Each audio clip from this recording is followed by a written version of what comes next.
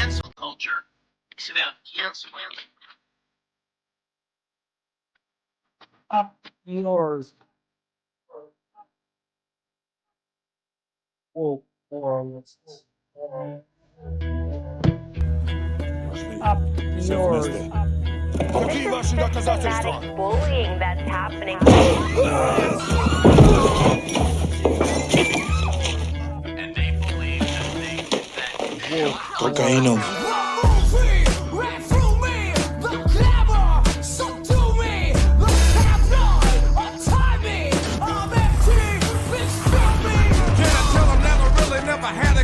But it's the wax that the Terminator X spun.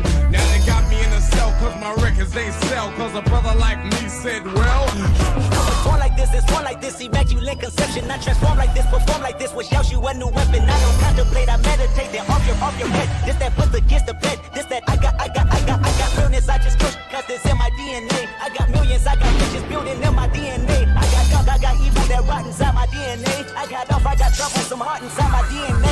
They seem animalistic is what I mean. No, they're worse than animals. The woke mob, they ruin everything. They stopped Ben Shapiro from going to events and speaking. They stopped Ann Coulter from doing it. I will never surrender even a single inch of ground to a pitchfork mob. You never cave to the mob. We will never bow to the mob. Ever. No matter what.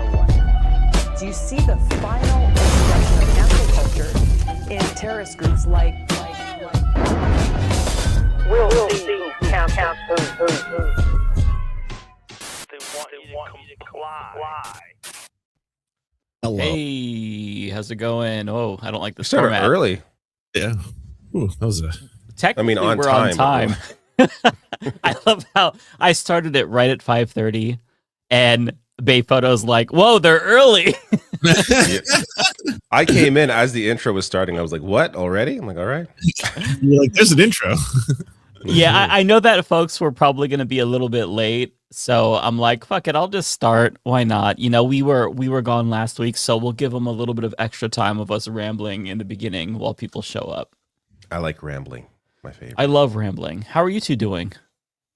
Doing great. Doing a little better this week, I would think. I mean, Good. I guess based on some positive things happening. Yeah, me too. I'm get feeling to. a little bit rejuvenated, if I'm being honest, which is, I know, very fleeting. I will be miserable and depressed next week and cynical again, but I am feeling just a little better. I'm smelling the roses today. It's also about like choosing what to pay attention to and whatnot. Like, you know, there's always horrible shit happening. Oh, there's a lot of bad stuff happening, but I am. But you have to tuning that take positive moments when they happen. Yeah. Allow Yeah, yourself. you're both talking about the new Xbox, I assume, right? You mean the increase in price? Yeah, of course. Yeah. Thank you, Trump. Yeah.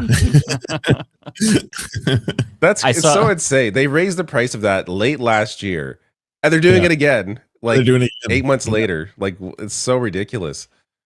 And nobody's still going to it's buy an already Xbox. not selling. It's sort of the worst selling console by far. No one's buying it. And they're putting, like, now they're doing exclusives again, like no Gears of War anywhere else except for, I guess, no other console, really. So just, you know, Gears exclusive and that other, I forget its name now, but it looks really good. The other game actually looks really good.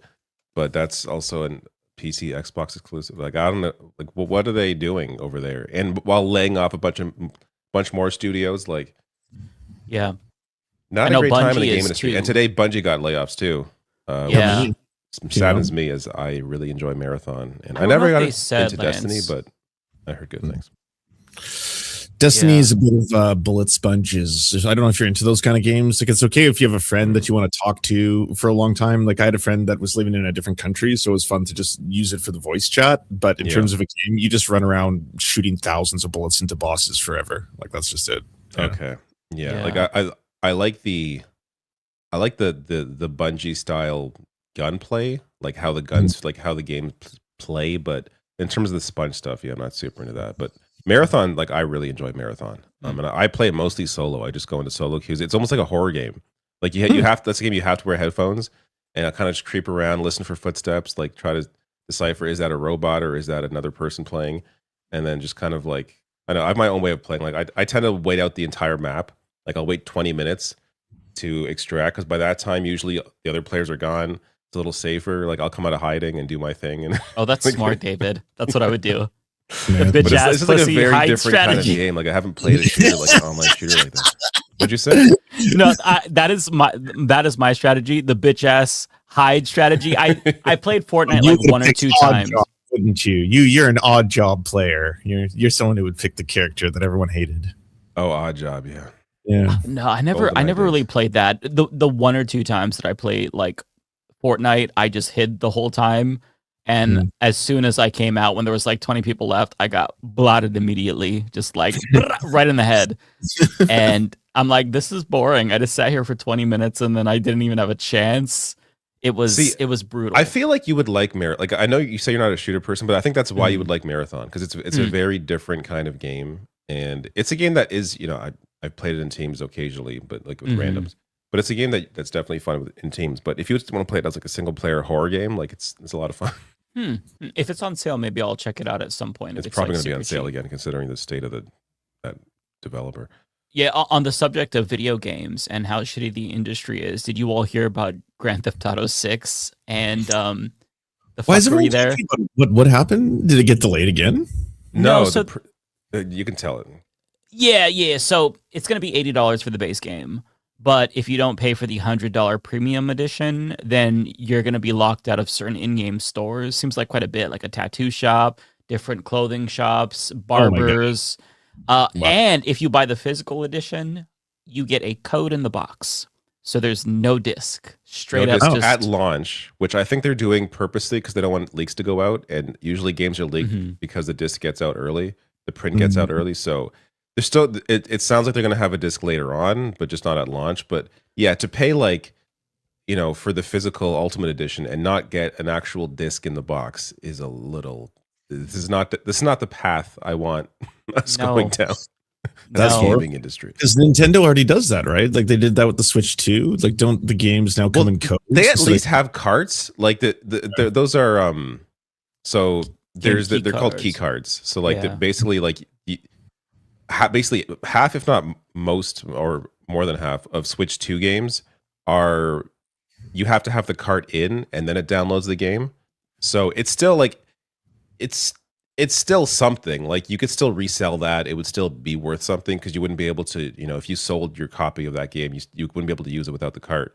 But it bothers people because if there's a time in the future where, I don't know, the Nintendo store is like ceases to exist or things go down, like you don't have access to the game anymore. Like that's why people like having physical carts. Like Switch especially, because I feel like when it comes to disc drive based stuff, like, you know, my PS2 disc drive doesn't work anymore, that kind of thing. But when it comes to, you know, cartridges or game cards, I've actually bought more physical Switch games than bought on the store and bought digitally, because I feel like those are going to last a while. Then again, there's talk about the 3DS carts are apparently it's possible they can actually disintegrate or just stop working, which is really unfortunate because I have a bunch of 3DS games I hope are going to work in 20 years, but we'll see.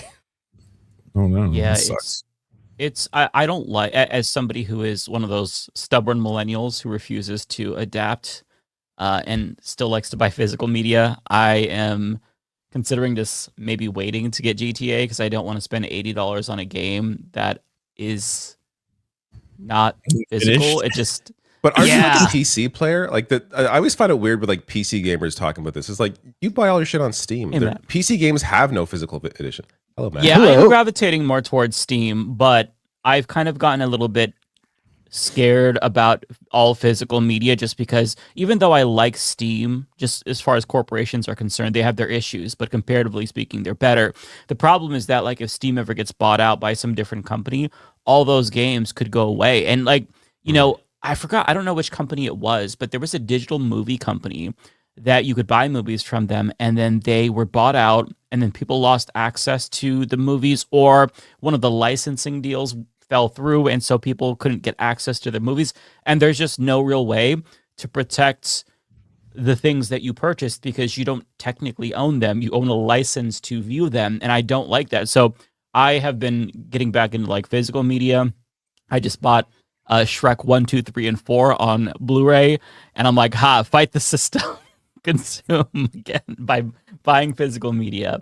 Because yeah, that was your that's your that's his revolution right there. He's fighting that's the how power, you know? it's praxis. If you want to show folks that you're not show corporate media or not corporate media corporations rather that you're not fucking around, you buy media that's physical. And so I chose to support Comrade Shrek.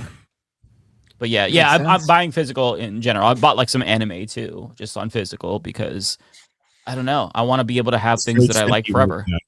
I saw this also making everything super expensive. Like if you go to buy things now, like on eBay, there's certain games and cartridges and vinyls that are just like going into the hundreds, if not thousands of dollars. Like good time to be a seller.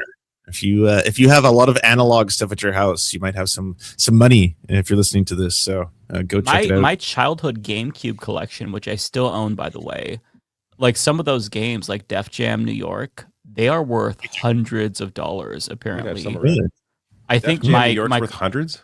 I think one of the Def Jam games is apparently really rare. My copy I bought used, and it's super scratched up, so I don't think that I could actually get that much for it. But I do own it. But yeah, apparently GameCube games have gone up in price.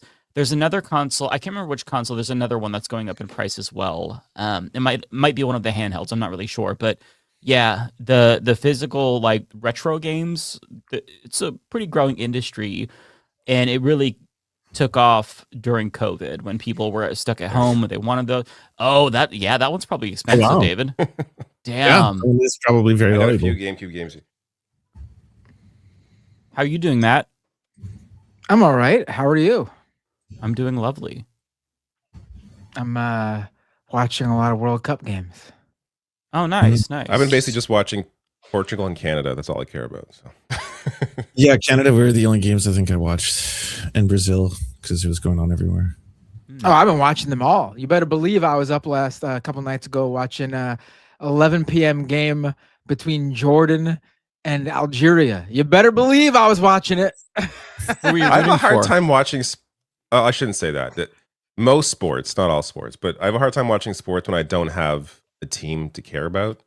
I'm like that for most except for sports, hockey. I can watch the playoffs, except for soccer for me. Yeah. Other sports, I need a team. Yeah. But that's because I get soccer very much, like the game itself. So I'm able to like analyze and get into the plays and things like that. I can't do that for other sports. Yeah, that makes sense. Your video, by the way, is like out of sync with your face. Oh, I thought that was me, David. I'm glad you said that. Oh, I thought that was me too. Yeah, Bender. Yeah. Yeah, it's you. Yeah. Oh no! Why is that happening? Let me leave and come back. Yeah, do that. Yeah, show yourself out. I didn't mean to sound like that. Yes, I just wanted to be fixed. Now that he's gone, guys, real quick, can you believe that guy? I know. Oh, God. Jesus. Watches every soccer game. Oh my God. Soccer. Loser. God, an American that likes soccer. I can't believe that. Yeah. I'm just glad Canada's on to the next round, which was definitely not guaranteed. But I am happy for you. It's weird. It's weird to have the World Cup in like North America. It's like I'm not really. I'm in the host. Feel real. It's like I guess you're in the host city too. Yeah, we're both in host cities. Yeah. Interesting. What did they do with all the poor in your area? Because for me, they kind of disappeared them, but there's too many, so they're just cracking skulls, and it looks like a war zone on the street now. I'm just seeing, like, when I step outside of my house, I literally see police officers tackling people and like zap strapping them and stuff like that every day. Yeah, it's. I haven't heard much about this at all here. I don't. Maybe there's just not. Wow. Like you have like an actual big stadium there. Like here, they play it at BMO Field, which is normally like it's very tiny, so they had to add like a bunch of bleachers on top of where the like where the seats were to give it like somewhat more. Yeah, it's just a whole weird setup. Like, and it's like an exhibition place. It's like it's not even really. I mean, it's near downtown, but it's not near like the Sky Dome. So it's just an odd setup. But so I have a question for you both with regard to World. It's like tangentially related to the World Cup, but apparently there's a lot of people coming to the U.S. for the World Cup. They are discovering ranch, and I did not know that ranch dressing was just like a North American phenomenon. or an American phenomenon. Did you all know about this? Because I'm completely ignorant. Canada has ranch as well. We are Yeah. ranch educated, have been for some time. I did not know it was not international, but that makes sense to me. It kind of feels like a North American thing. It is a very just like brown sauce is in the UK, or at least England. Is peanut butter? I mean, peanut butter is big in Canada, right? Like it is in America. It is, yes. Yeah. So I know. I was shocked when I learned that Europeans are not big fans of peanut butter. I was actually offended by that. Really? Yeah. Because that's because they're racist, as it was invented by a black man. So shame on all of them. Yeah. Their loss, because that means more peanut butter for us. As climate, change makes it more difficult to get the Tim things Hawking we love. says Australia also has ranch. Okay. Oh, it does. I was not Okay. aware. Interesting. I'm not really a ranch person. Like if I get something with wings, it's going to be blue cheese. It's not going to be ranch. But I don't know. So if there's anybody from Southeast Asia in the chat, it seems like there was a lot of social media posts from people in Southeast Asia who came here that was like, oh yeah, ranches, this is crazy. This is really good. So I don't know if it's just certain regions of the world if it was the first time, I'd try and ranch for the first time. I'd probably be like, neat. It tastes like dill cream, something, Yeah. I'm not a ranch hater, Yeah, it's fine. I agree. It's not like I'm pro legalizing ranch. Definitely. Yeah. Have you all tried Vegemite? Not as big a fan of Vegemite as I feel like I did 20 years ago. I don't think I've ever tried it, but it looks disgusting. No offense to Australians. It's an acquired taste. Yeah. Okay. Vegemite and Marmite are both. I mean, if you like fermented yeast paste, that's the thing. It doesn't sound appealing to me, but if you all love it, I'm happy for you. Else. Yeah, no, I haven't had it. What does it taste like? What does it taste like? Me? Yes. You would know more. It tastes like a very salty fermented. Like the closest I could compare to is maybe soy. Like, have you read a soybean paste? A little bit like that, but not as salty. Okay. Soybean paste is very salty. Yeah, it's different. It's strange. It's one of those things I tried to be polite, but I would not go out and buy a jar. Kind of thing. Right. So they put it on like toast and stuff, right? Am I wrong about that? Yes. Yeah. Toast in the Mormon. Oh, that doesn't. I mean, hey, if they like it, they like it. But that to me sounds really. I don't know. Ever have a ski? I think it's called skier or skier. It's like they have it in Iceland. It's like it's almost like a yogurt, but it's really gross. Really? Did that fix things? Am I all synced up? You're synced up. Yes. A little blurry on the mic, but you're synced. Yeah. Blurry on the mic. What do you mean? Oh, you sound good now. I think you were just too close. It sounded distorted. And you're coming in clear now too. So I think that fixed it, whatever you did. All right, cool. Yeah. Yeah. All right. So I have 1,000 different things to show you all. Oh, play celebration music first. Let's get in the mood. Play what? Who's got the celebration music? Who's got the sound pad? One of you does, right? Let me pull it up. We actually have an in studio sound selection. Let me go ahead and let's test this out. What do we have? All right.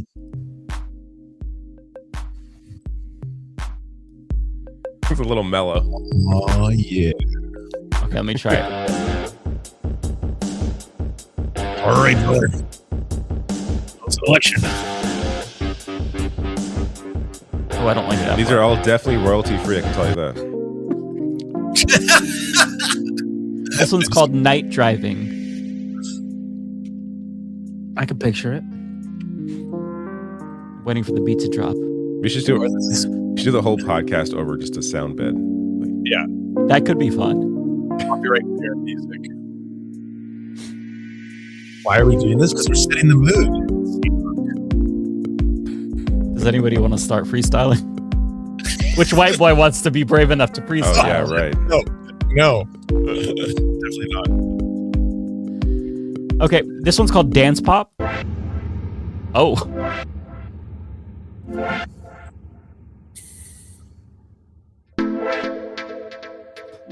This sounds really gay. Please ride. best one just so tuning far. in, happy Pride, y'all. Welcome to the gay stream. Final show of Pride, everybody. Oh, this is so gay, yeah. And I mean that in the homosexual way. Like, I'm not calling it stupid. I mean, this sounds very gay. We've got a lo-fi also.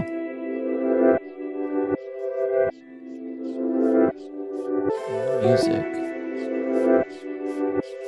Oh, we can upload our own music. Okay.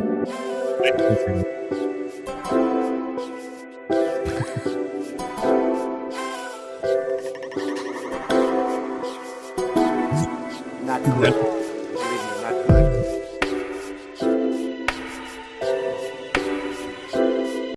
Viewership is going to drop off a cliff if we keep this going, but I'm having so much fun. People are like, what is this podcast? Like, well, they tune in and they're like, oh, I wonder what they're talking about today. And we're just like, listening to fucking shitty ass royalty-free music. Public domain royalty-free music. How about this? If you all don't like that, I've got something that you're all going to love. Give me a second. I'm going to bring it in. Dang. Where'd you find this? Oh, you're not ready for this.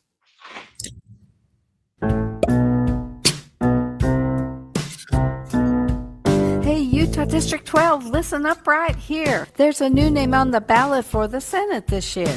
My name is Linda Paulson, Republican and awesome. Love God and family and the Constitution. I tried to get another conservative to run. Nobody could do it, so I'm getting it done. I'm pro-religious freedom, pro-life, pro-police, the right to bear arms and the right to free speech. I want less government and fuck the control and police. regulation. Want to stop and expose all political corruption where there's integrity, morality, Those moves are so accountability. sick. Government programs should lead to self-sufficiency and support traditional family as the fundamental unit of society.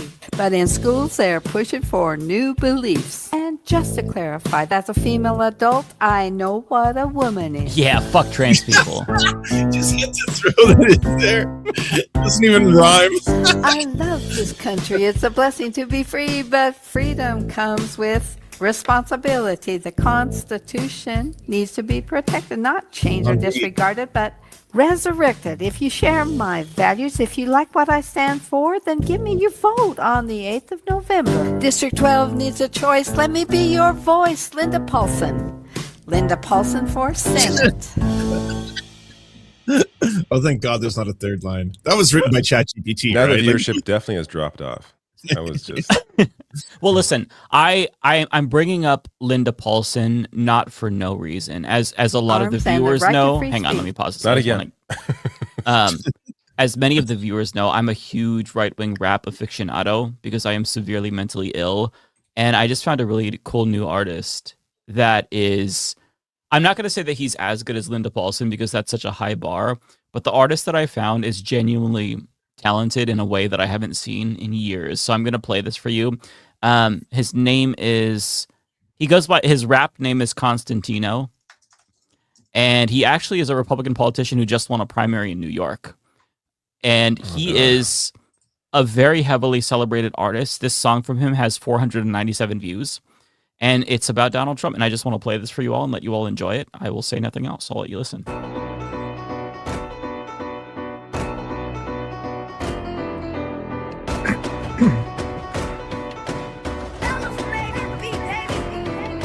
He's up and at it early, always fighting the good fight. All I can say is thanks for doing what's right. Thank you for your sacrifice and thank you for my freedom. Thanks for making us great again and thank your family too. You made America great again, you made us proud to live. You inspired us to dream again, I must say thank you. Thank you for stopping the wars, thank you for succeeding. Thank you for closing the borders, thank your family too. I know the Democrats are always out here scheming. Ever since you first announced they wanted to kill you. Thank you for defeating them and thank you for succeeding. Thank you for exposing corruption, thank you family too. We're going to keep it going now, we're going to keep believing. We're going to fight for our beliefs and it's all thanks to you. Oh my God, that's terrible. Is that not amazing? That is unreal. I actually like that one. I think it's so good. It's rare that one of these actually comes from a place of love instead of hate. Normally they're just like I hate pronouns, I hate black people, but this one's like, just like thank you for all the bad things you're doing. Oh, Lance, Democrats are Lance, you always sweet scheming. summer child. You haven't heard the other songs that he's put out. He's multi-genre juicer. He actually released a couple of music videos. One of them is AI generated. One, you see him, and I'll play that one for you so you get a sense. It's an anti-Mamdani beef track. So I think he is trying to diss track. Yes. Sorry, it's been a couple of years since I've heard a good diss track. So, Ariana's here for this. Perfect. Hey, Ariana, how's it going? Hi, how are you? Doing wonderful. We have a present for you. Congratulations on working through communism. You guys did a communism. Good for you. That's exciting. Well Thank done. you. I'm kind of sad because this used to automatically stream to my YouTube channel. Oh, it's not doing that? No, it's not doing that, but it's okay. Oh, it says that it's linked to your YouTube channel. I just linked it right now. Oh, okay. Okay. Yeah. That's weird. By the way, I don't think it's your microphone that it's coming through. I want to say it's your computer. Yeah. Okay. It was crazy. I just came back from Gracie Mansion too, which is where the mayor lives at. I don't know if you guys know the drama behind that. Well, it's not drama. Let me not be exasperative, but basically the mayor wasn't keen on moving to the mansion. Like he was like, I don't really want to kind of thing, but he ended up moving. And today was the first day I saw it, and I was like, ooh, I understand why he. Is it ugly? There. It's colonial. It's extremely colonial. Like like a straight plantation kind of thing.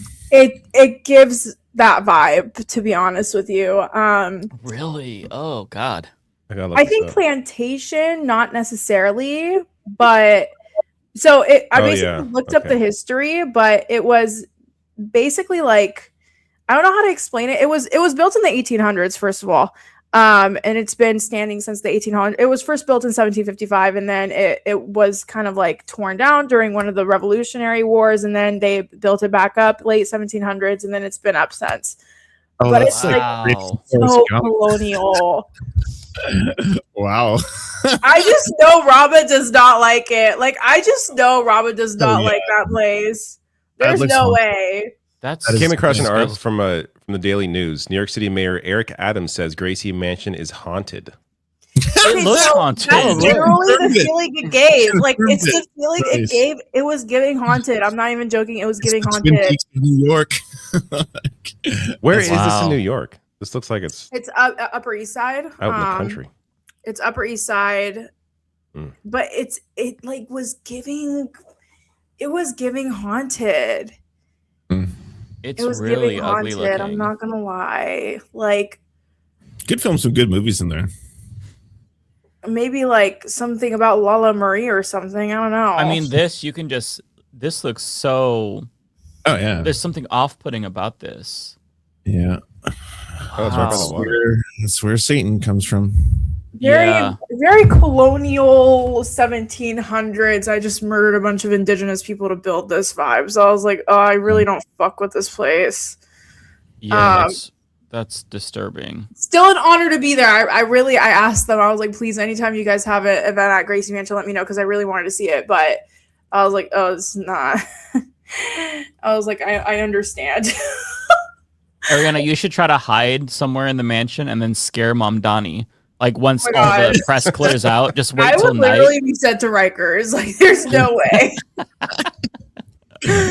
I would be sent to Rikers. Anyway, sorry, I didn't mean to blow your guys' you came at the perfect time, because we are... So, I've got all of the boys on the panel really hooked on this new rapper, and I wanted to play one of his tracks for you, because this actually concerns Mamdani. He made a song about Mamdani. It's technically a diss track, but it's very good nonetheless. So I'm going to press play.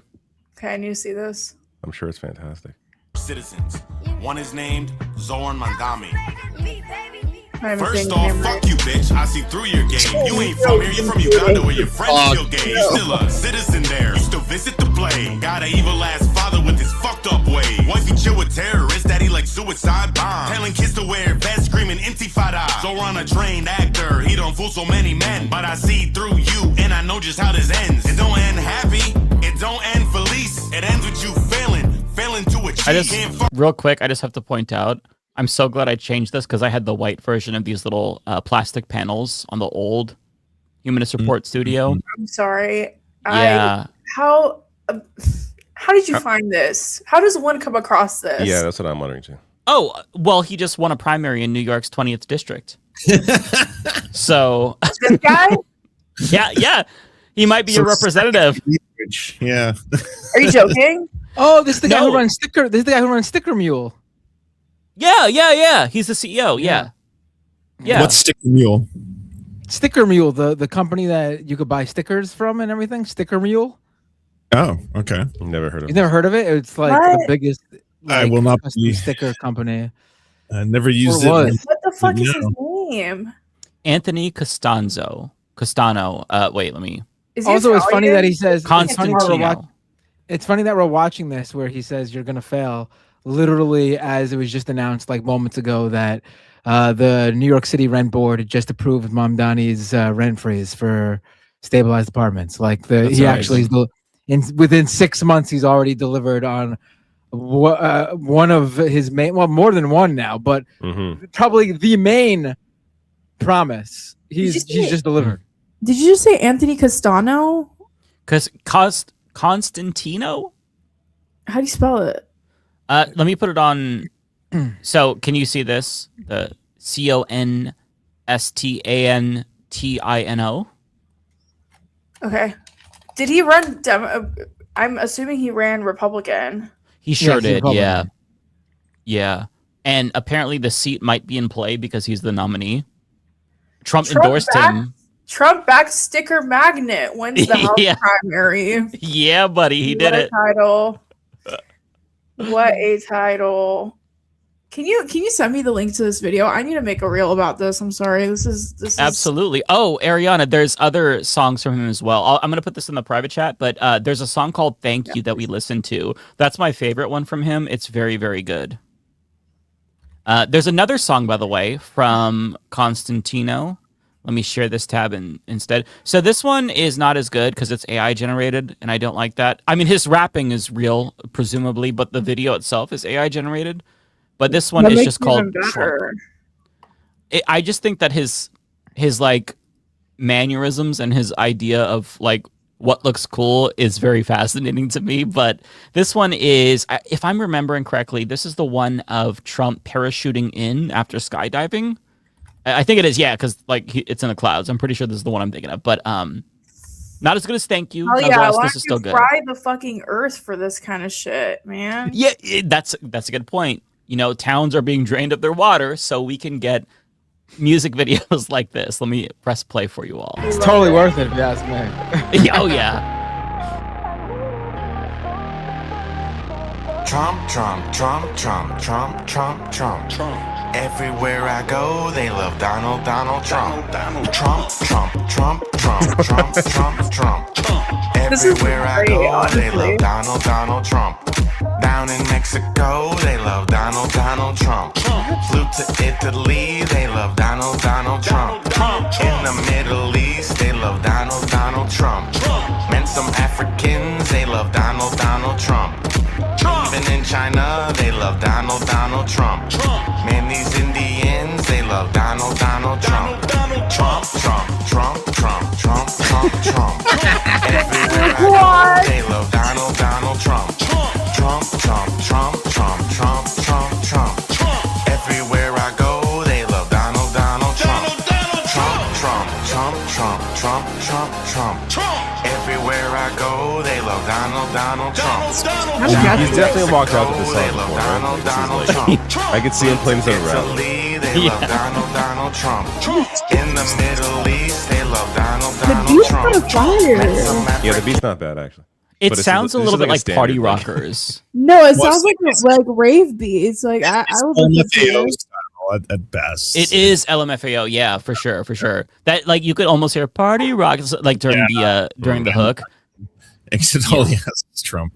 That must have been expensive. That's a lot of AI video. It's like a lot of I mean, this is a 2-minute 43-second music video. So I mean, just think of all the water that it took. Oh, Naruto. Hang on, I didn't get this far.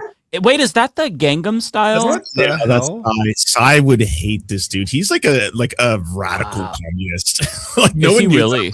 No one knew that about him. You should look up some of his quotes. They're like, wait, this is Kim Jong Un and the Gangnam Style.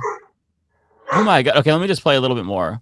Wow. I think it's North Koreans, they love Donald Trump.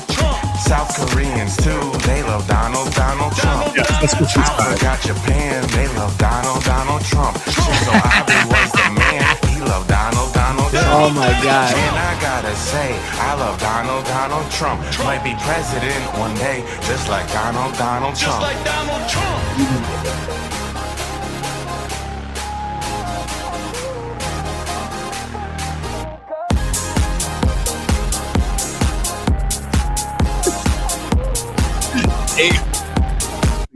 happened. So I mean, listen, this is a banger. They have to completely manufacture a world through AI because the real life one is not this. People do not love Donald Trump. You mean to tell me they don't love Donald Trump in Iran? No. Despite the slogan being repeated over and over again, they do not. I don't think I could refer to him anymore without going Donald Trump. Donald Trump. I have to say it multiple. I go, I love Donald Trump. It's catchy, right? Donald Trump. It is the little catchy. So do you think that he's better than Linda Paulson? I don't think he's better than Linda Paulson personally. She gets number one because it's real. Like she actually, unless the lyrics were written by ChatGPT, which they probably almost certainly were. Because this was a couple of years old, so. Oh, okay. All right. I don't think she could use a computer, if I'm being honest. I think that. Fair. Well, then she's the only artist amongst the entire crew, I guess. She is. Yeah, Donald Trump. I think that her rhyming is like she's trying to rhyme. She's trying to write clearly. Her lyricism is truly top notch compared to Constantino. It's just So that's the little right wing rabbit hole we went down. She schools Constantino. Donald Trump. I'm gonna assume Mike for getting Donald Trump stuck in my head against my will. I'm so sorry. Listen, I heard it, and now you have to hear it too. If you really want to get that out of your head, listen to Linda Paulson. That song lives in my head rent free to this day. Honestly, do you know how long it took me to get the Baked Alaska song out of my head? I don't remember the Baked Alaska song. You don't remember the Baked? I remember he had a song about loving cops, but I don't remember. That's the one that's stuck in my head. There was another one that he did too, about Build the Wall, but the cop one was really good. Let me see if that's still online. Bootlicker anthems. What a waste. Let me see. Is this? Oh, there's a live performance. I've never seen the live performance. Hang on.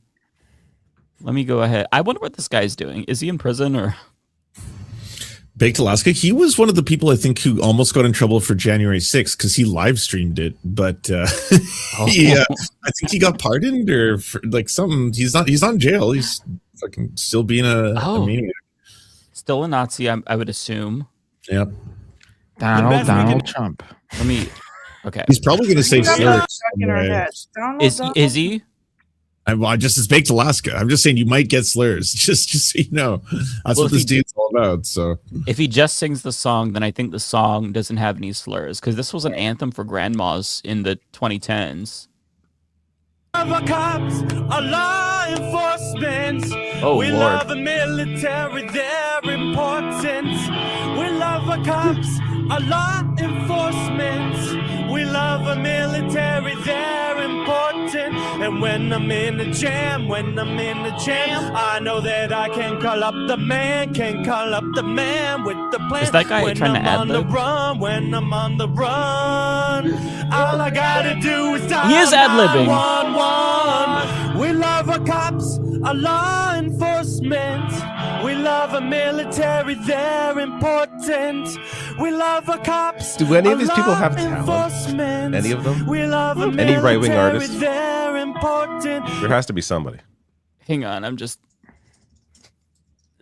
so pretty. Let me tear up a little bit. Just. Why did we do that for so long? That's way too much. I love how content. you won't let me get away with so much. my I'll play fill it for for the like next 6 2 months. minutes and nobody will question it. We do. You always come up with the most obscure shit too. Or I'm like, where did this even come from? Bravo. I Mike. mean, I cannot remember how I discovered Bake Alaska's music, but he is probably one of, if not the most talented Nazi in the world to this day. Wow. Very talented Nazi. Yeah. Yeah. Okay. I've tortured you well enough. We should celebrate. I want to celebrate communist New York. They went commie, and then socialism reigns, and the what is it? The Mamdamistan Caliphate? Is that what people are saying online? Begin. Yeah.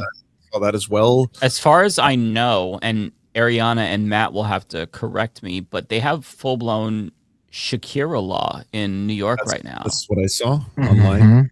We're getting there. Okay. Okay.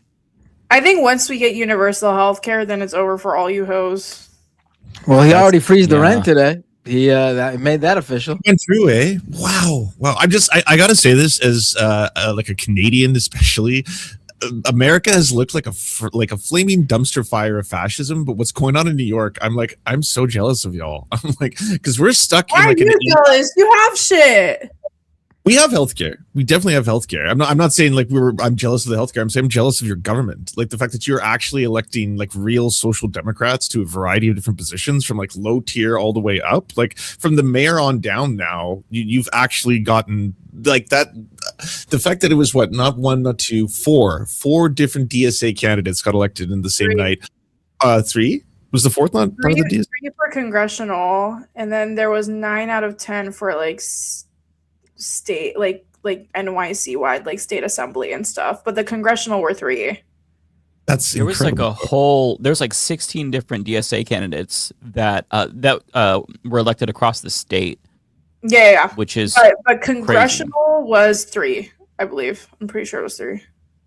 In NYC, it was 3 for sure. Maybe statewide it was more, but in New York City, it was 3. So I have a lot of different videos and tweets. I even have an article of the absolute shitstorm that ensued after the 3 communist fascists won. And I'm living for it. Their tears are delicious. I hope they all have mental breakdowns, and I hope that they want to harm themselves because it brings me joy. So the first one that I think everybody saw. That's only Mike. I do not co-sign that. Please don't deport me. And he means through laughter. You can say sometimes where I'm like, I hope Trump is not watching because I don't co-sign on. Well, listen. In the event anybody is silent. In the event anybody is watching, You're for those who don't know, you're still here. I'm a comedian. What okay, are you saying? I didn't hear anything. Didn't hear it. I said you're still complicit because you're still here. Violence is an endorsement. What are you going to tell Trump? Well, I was Violence quiet. Okay, I'm a comedian, so nothing I say should be taken seriously. All right, it's when I say something, it's a joke. If I say I hope that person dies, I'm literally joking. Deep down, I love them and I hope they live forever. Okay, this is the first one that I saw that really got to me, and I know David did a video about this too. I don't know what the fuck's going on. Mom, daddy. All right, this is a Fox News alert. Incumbent Congressman Dan Goldman, who was just banned from a New York City coffee shop because of his support for Israel. He has now lost his primary to a radical socialist backed by Mamdani. It appears that, a pretty scary transformation is His now voice fully cracks at underway just the in perfect time. Democratic Party, especially in Mamdani. blue state. It's like saying his name. Daddy. Just pronouncing it alone. It's too sharp for your tongue. It's like traumatic. You can't say it. Also, what happened to his face? He looks different. Am I the only He one? clearly had his wisdom teeth removed, right? He looks inflated. He got stung by a bee. Like, what happened here? That's the first thing I thought. Okay, I'm glad it wasn't just multiple bees. Yeah. Yeah, he looks like he's really fucked up. Like, when you see those pictures of guys who go to Turkey to get like the hair transplants and then their whole head is swollen, he has like the bottom half of his face swollen. Yeah. Where he had surgery or something, or he's taking medicine that's fucking him up. Cause he looks. Oh wait, really rough. he he addressed it. I guess enough people were calling him out. What did he say? Thanks to everyone who has checked in. I've already addressed this several times on my radio show, but of course no one listens. So, but while training, I developed a painful pinched nerve in my neck. My doctor put me on prednisone to reduce the inflammation. Wait, to reduce the inflammation? and while it's helping, it has led to laryngitis and some puffiness, which is normal for this medication. Also, what training? That is normal for training prednisone. for what? Yeah, I was gonna say. Fucking trash. I hate this song. Well, I was doing my usual 93. lifting of 300 pounds over my head. Like, what the fuck are you talking about? Man, I was disappointed because I thought he got into the looks maxing, and he's like, "I'm just trying to mog the other Fox News hosts." Okay, this is. He was probably hammering his face. That's what he was doing, and this is the result. He should. He might knock some sense into himself. That's true. Not that I endorse self-harm, because people don't know I'm a comedian. Okay, you literally do, but whatever. You're just gooning, Fuck you. just gooning all over the place. I'm just trying to be careful for you all, okay? If Sean Hannity were to ever, if I saw it, listen, and I'm saying this earnestly, if I saw a headline that Sean Hannity had harmed himself, that would affect me greatly.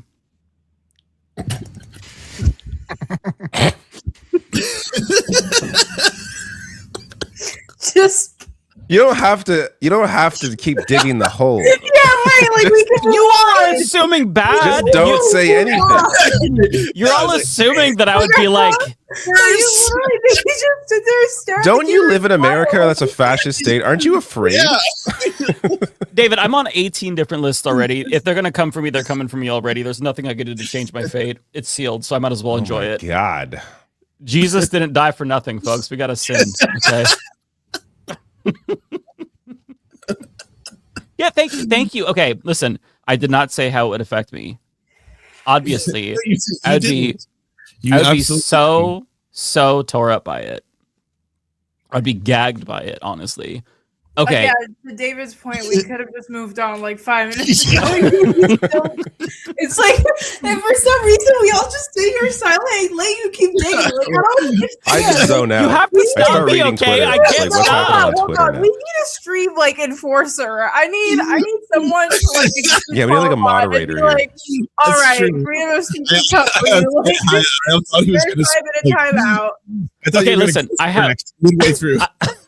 I have an idea. So David or Matt, you have control, or Ariana should too. You have control to the media panel. Click on media assets and play me off. It's just the subtle cue. You could play the dance pop song, you could play the lo-fi song, and that'll be my indication that I should stop talking. Okay. All right, I think Lance should take that up whenever I don't have controls.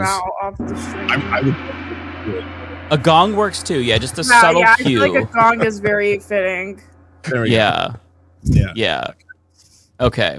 So this is the opposite side of the spectrum. This is Sarah Behar. Sarah Behar? What is her? No, that's Joy Behar. This is Sarah Hayes. Thank you. Sorry, So as an avid view watcher, that was hilarious. Sorry, I didn't know we had a view head in the chat here today. So she was very mad about Daria Lisa in particular winning. So let me press play here. Pro-Palestinian and No, there were pro-Hamas it was on October 8th. October 8th, the only thing that had happened is that Israel had been attacked and people had been brutally This shit murdered and raped. hurts my brain. So Even on hearing October this, 8th, like, I this is don't crazy. think there needed to be rallies cheering on you're Hamas. calling her an anti-Semite? I'm going to full-blown call her an very anti-Semite. She would publicly. proudly call herself that, trust me. And I So I'm recall gonna a wait. lot of I just have to I have to pause for a second. The fact that she's like, she would proudly call herself an anti-Semite. Girl, you have brain damage. You sincerely need therapy. You have money. You can afford any therapist. Why don't you seize that opportunity and get help? That's crazy to me. Beyond therapy at this point, I think she needs a psychiatrist. I mean, something needs to happen because that is not a normal response. Like Sean Hannity, she was emotional. She actually thinks that Daria Lisa is actually anti-Semitic because she doesn't think little kids should be bombed. That's crazy to me. I saw somebody bring up her husband.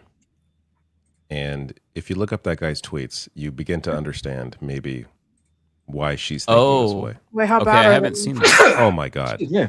Like today, there was a retweet, complete genocide denial, denying that Israel is killing like Palestinian children. Like it just, just living in a completely different world. Like it's, yeah. So that makes sense then that she. I mean, that's crazy given that a report literally just came out by the UN detailing sexual abuse and the intentional murdering of Palestinian children. Not even adults, but children. So it's like, I don't really understand what kind of delusion you got to live in to believe that. It's just, they're fascists. Like, there's not really any other way to spin it. That's what you are. Yeah, you're They're just straight up fascists. They think that it's okay. Really pushes back, right? Like no one pushes back on The View or any of these shows. It's not as if it's like what you're saying is abhorrent. They should say that. I mean, I'm just saying the people on The View know better. Like Javier Bardem has been on there and he's explained everything in very clear terms. And you can just tell, like, all right, he's crossed over. They're having an emotional moment. They're listening to him and they're receptive to him being very, very heartfelt about this. And now it's just like, well, someone's just going to get on and say that. That's fucked. There was pushback from Sunny. I did see that. That's good. Oh, okay. Yeah. That is What about Whoopi, though? Is Whoopi just sitting there? Probably. She's not very good. There's a little bit more. Her politics are not great. Yeah, there's a little bit more from this. I'm not sure what Whoopi says. I only heard what Sarah said, so let me press play. People talking about Mondani and what a terrible mayor he was going to be and what an anti-Semite he was, and he has proven to be quite the opposite, and he's proven to be a kingmaker, a leader, great for this city. So that's your opinion. Yeah. That's your opinion. Okay, I'm glad that Sonny Hostin is there to say that because, yeah, it's just, I mean, I don't know what to say anymore. Like, I mean, this is also ridiculous. This is why, like, this is why I don't understand why Whoopi. I don't understand why all these people have a platform. This is what really irks me. I feel like there are so many content creators that could host a show like that are genuinely of the majority opinion that could really do so much better. But for some reason, we keep landing on these old boomer fucks that have like the worst takes on planet Earth. It's all about who's doing the hiring, right? Like these people they're representative of the executive class. Like that's what ends up happening. So you have these dipshits hosting the show. You get one person who's like fairly solid in Sonny Hostin, but the rest of them are. Joy has moments too. Like I think she defended socialism on that panel as well. But yeah, no, it's just that you're right. Like there's so many shows like this that, whether it's like CNN panels, like people like Scott Jennings have massive platforms, be completely fucking ridiculous. Yeah. They're horrible. Like they don't resonate, and they still keep airing them. And I'm like, who's watching this? The only times I see them is when they have such a horrible take that it goes viral. Who's genuinely watching this? Yeah, I don't know. It also doesn't do good when they upload it to YouTube. It's not like these segments are just like blowing up on the internet, so it justifies running this stuff. I don't know. Actually, on YouTube, they're getting torn apart in their own comments. I saw some screenshots about that. Oh, good. Yeah, you love to see it. Yeah, I don't get it. Well, everyone's sick of this shit, to be honest. Like, I don't know how much longer everyone's going to be able to keep pretending either nothing that bad is happening or this is status quo. We can just like move on. It's like, no. Like what? Anyways, go on. Sorry. Also, what she said is, been proven time and time again to show how pro-Palestinian activists knew exactly how this was going to pan out, while all these other people had their head in the sand. The idea that, they were, the October 7th happened and they were out in the streets celebrating on October 8th. No, that's not what happened. What happened was everyone with half a brain knew that Israel, if you just look at history, Israel was going to have a disproportionate response to October 7th. So everyone immediately could call out, could envision the mass casualties, the absolute slaughter that was going to occur in Gaza before it happened. And so they were out in the streets on October 8th protesting what was going to come. And guess what? Each and every one of those people were proven right. Yeah, we saw what happened less than 10 years earlier in 2014. We saw what happened a couple of years ago in Sheikh Jarrah when they were evicting people in the West Bank at gunpoint. Every single person knows that a this settler colonial apartheid genocidal ass regime was going to do the most heinous shit imaginable. And yeah, like you said, we were correct. We were right to think poorly of Israel because they are inherently violent. They are psychotic.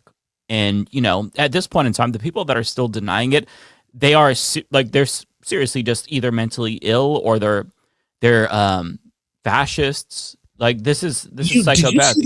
Did you see the woman who tried to blame an anti-Semitic attack on Hassan? Like, and in the middle of the interview, she's like getting waved off, like as if like, don't do this. That's Mallory McMorrow. That's who's running in Michigan Senate race. Oh, right. Oh, yeah. I saw that. That's who's running. Yeah, that's who's running against Al Said. Yeah. That was ridiculous. I was like, wait, yeah. Yeah. It's like, actually, we should find that clip. Let me see if we can. I can grab it. I don't know if you saw, I have another, let me see. Oh, let me share this too. So Deborah Messing is tagging the FBI on Twitter over Hassan because in this video, Hassan is calling out Richie Torres saying, I'm coming for your ass in 2 years, saying he's going to primary him.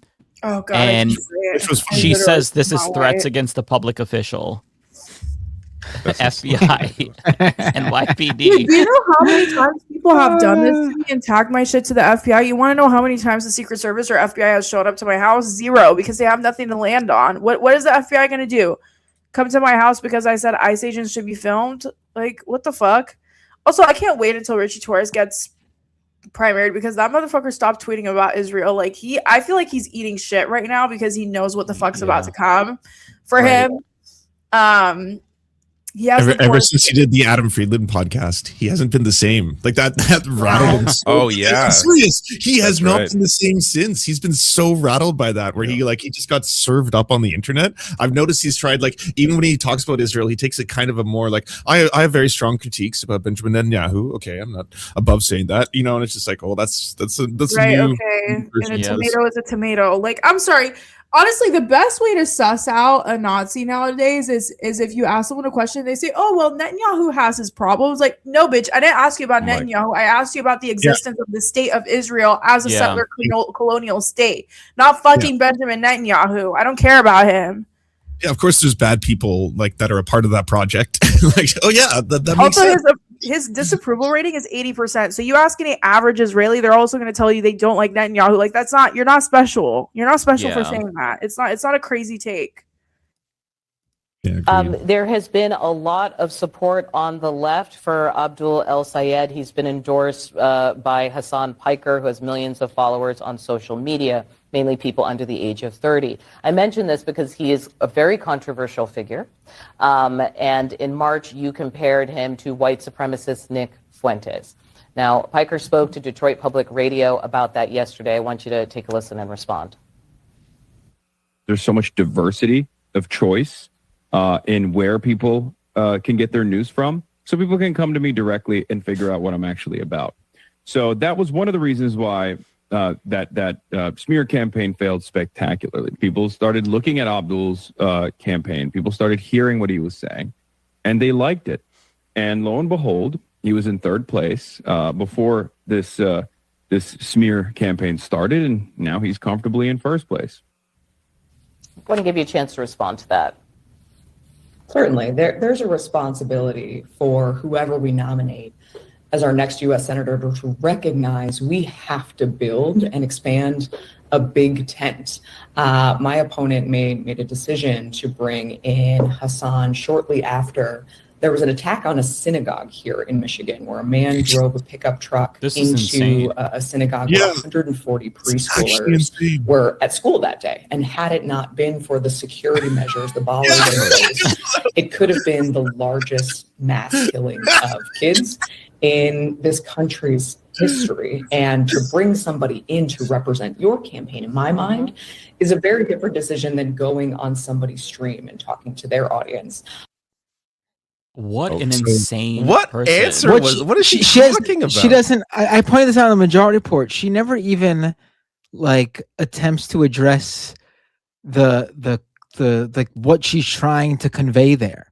Like, she just brings up this terrorist, this or potential or the stopped incident, this incident that didn't occur.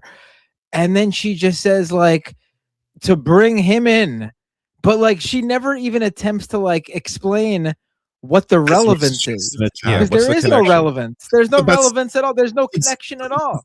That's for you, the viewer, to obviously make that very close inference, right? You're like, you're going to be like, yeah, that is, 1-to-1 right there. But that's so fucked up. Like that could get people to enact violence upon someone else, right? Like, especially because he's been labeled falsely as a terrorist, as a Muslim extremist and all this kind of stuff online, who like, America deserved 9/11, that kind of stuff. She's a lawmaker, or sorry, she wants to be a lawmaker, but like you're still applying for that job. That's a fucked up thing to do. I think she's a state lawmaker. Yeah, she's a state senator. Yeah, actually. Sorry. Well, then never mind. Yeah. Well, then even worse. Yeah. And yeah, she's just the racist white lady. She sees a brown man and she says terrorist, and anything that happens is his fault because all the problems are the fault of anyone who's brown in this country. Like she's basically doing the Republican thing right there. In the same way that Republicans will like blame all immigrants for what one individual does, she's doing that, but she's doing it to Hassan. She's saying like, yeah, maybe she's like inadvertently legitimizing the Republicans' point about how, hey, maybe these brown people are bad. It's fucking insane. Like these people are actually just like right-wing fascists. It's fucking crazy. I wanted to play this. It's from James Carville. For those who don't know, this is actually a real person. It's not AI generated. He's not an anthropomorphic fucking naked mole rat. He is an actual person with influence, and anytime he farts or makes a video, it's all does over. He have influence though? That's what I don't know. Yeah, I mean the influence part, I'm not so sure. He had influence. He has waning influence. In the early '90s with Bill Clinton, and then yeah, I mean he can gain headlines. You'll see Mediaite and Raw Story covering. Who did he back in the 2020 election again? Or the presidential Bernie. election? No, it was he literally was working for someone. No, someone really funny.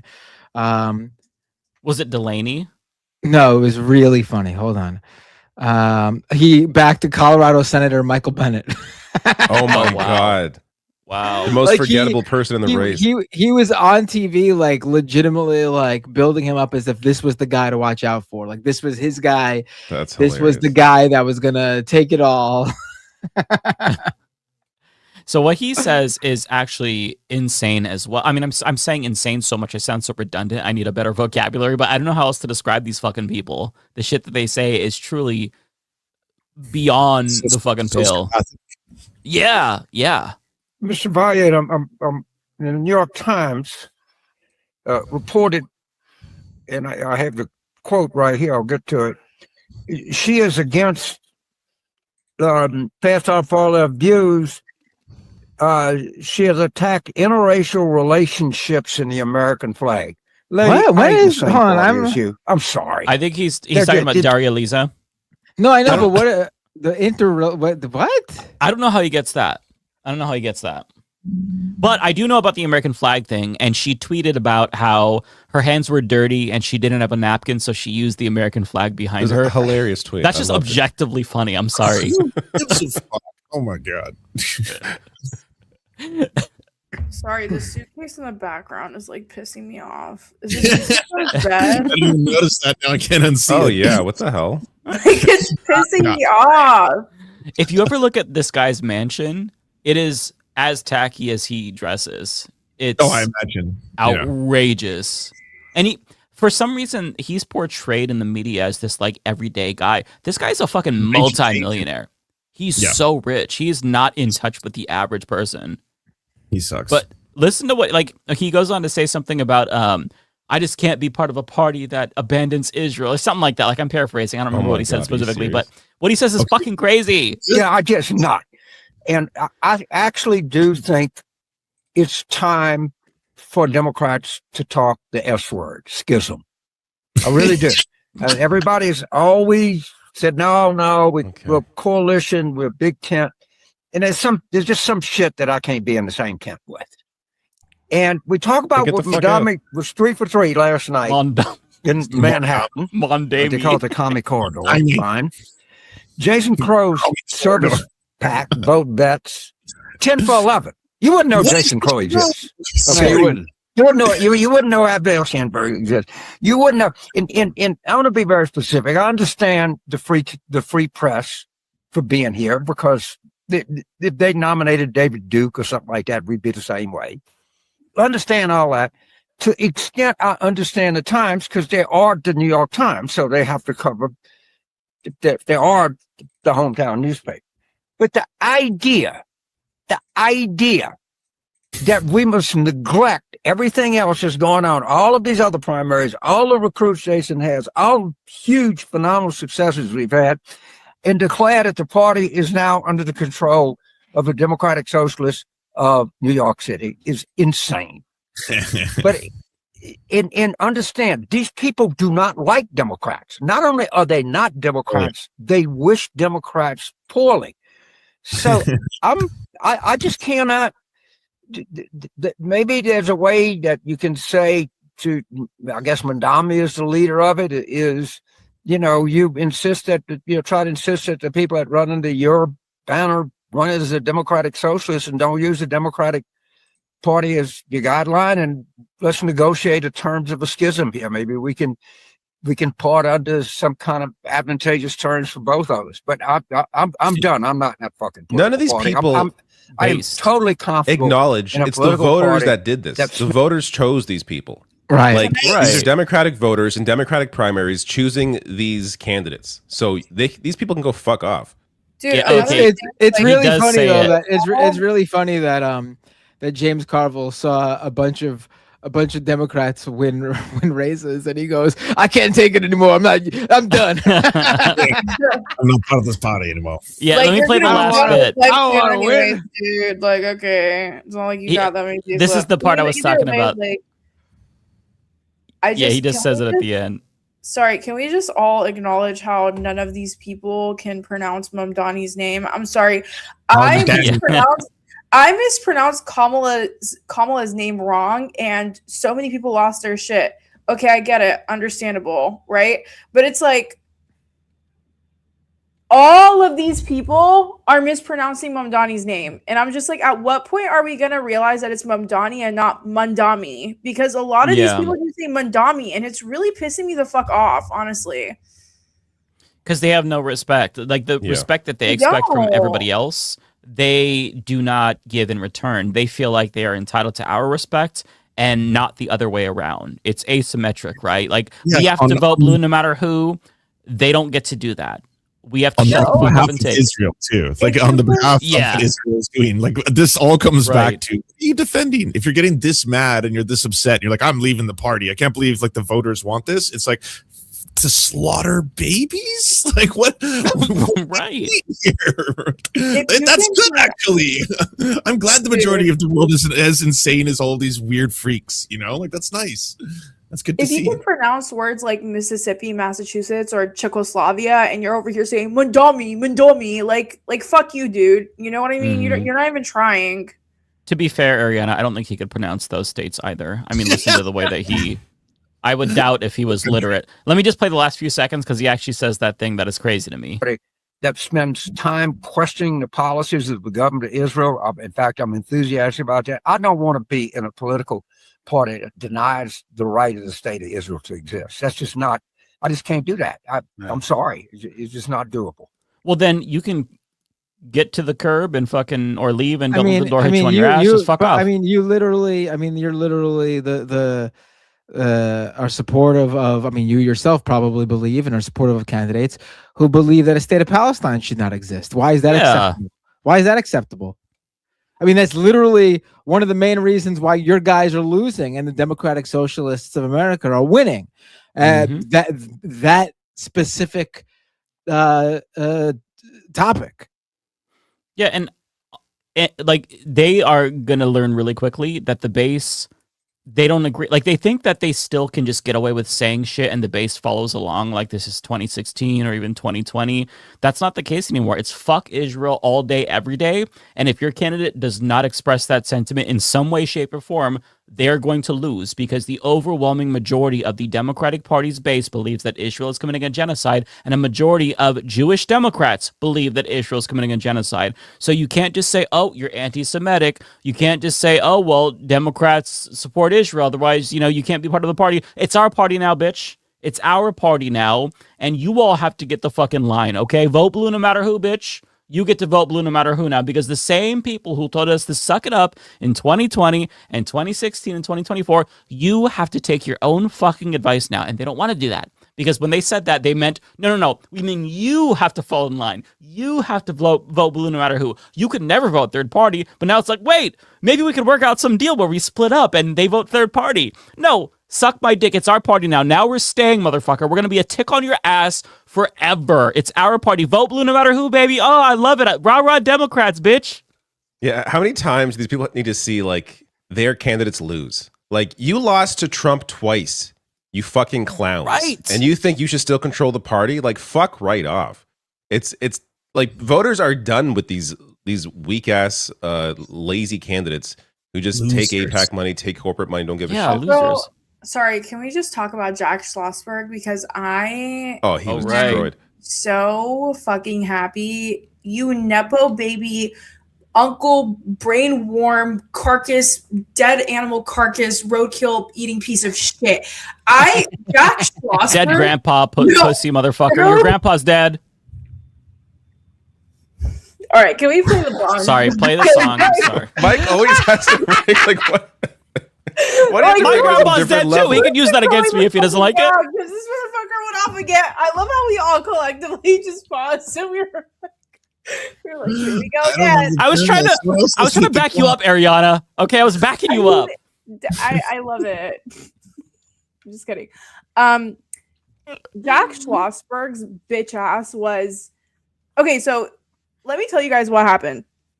So Alex, that NY12 district is fucked. Okay, it's a heavily Zionist, heavily Jewish district. Okay, so there was not a single pro-Palestine candidate. There was one named Nina Schwab. Her takes were good, like she was free Palestine and all of that. But I don't think she has what it takes to be a politician. This might be a hot take in this group, but in my opinion, you can still have all of the right opinions and not be fit to be a politician. For me, it takes a lot in order to endorse a candidate. I don't want good policies. I need to see you speak. I need to see you with conviction and confidence. I need to see you run a campaign that looks like you actually mean it. If you just say free Palestine, I'm running for NY12 and you're not putting in the legwork, I'm not going to support you, because I need you to do the work behind it as well. Just because you have good things to say doesn't mean you should become a congressional politician, right? You can run for something local. Anyways, that's not even the point. So there's one woman named Nina Schwab. She was pulling out 4% because, in my opinion, her campaign was very half-assed. I think her heart was in the right place, maybe just not cut out to be a congresswoman. Anyways, Alex Boris, there was Alex Boris, another person, and then Jack Schlossberg.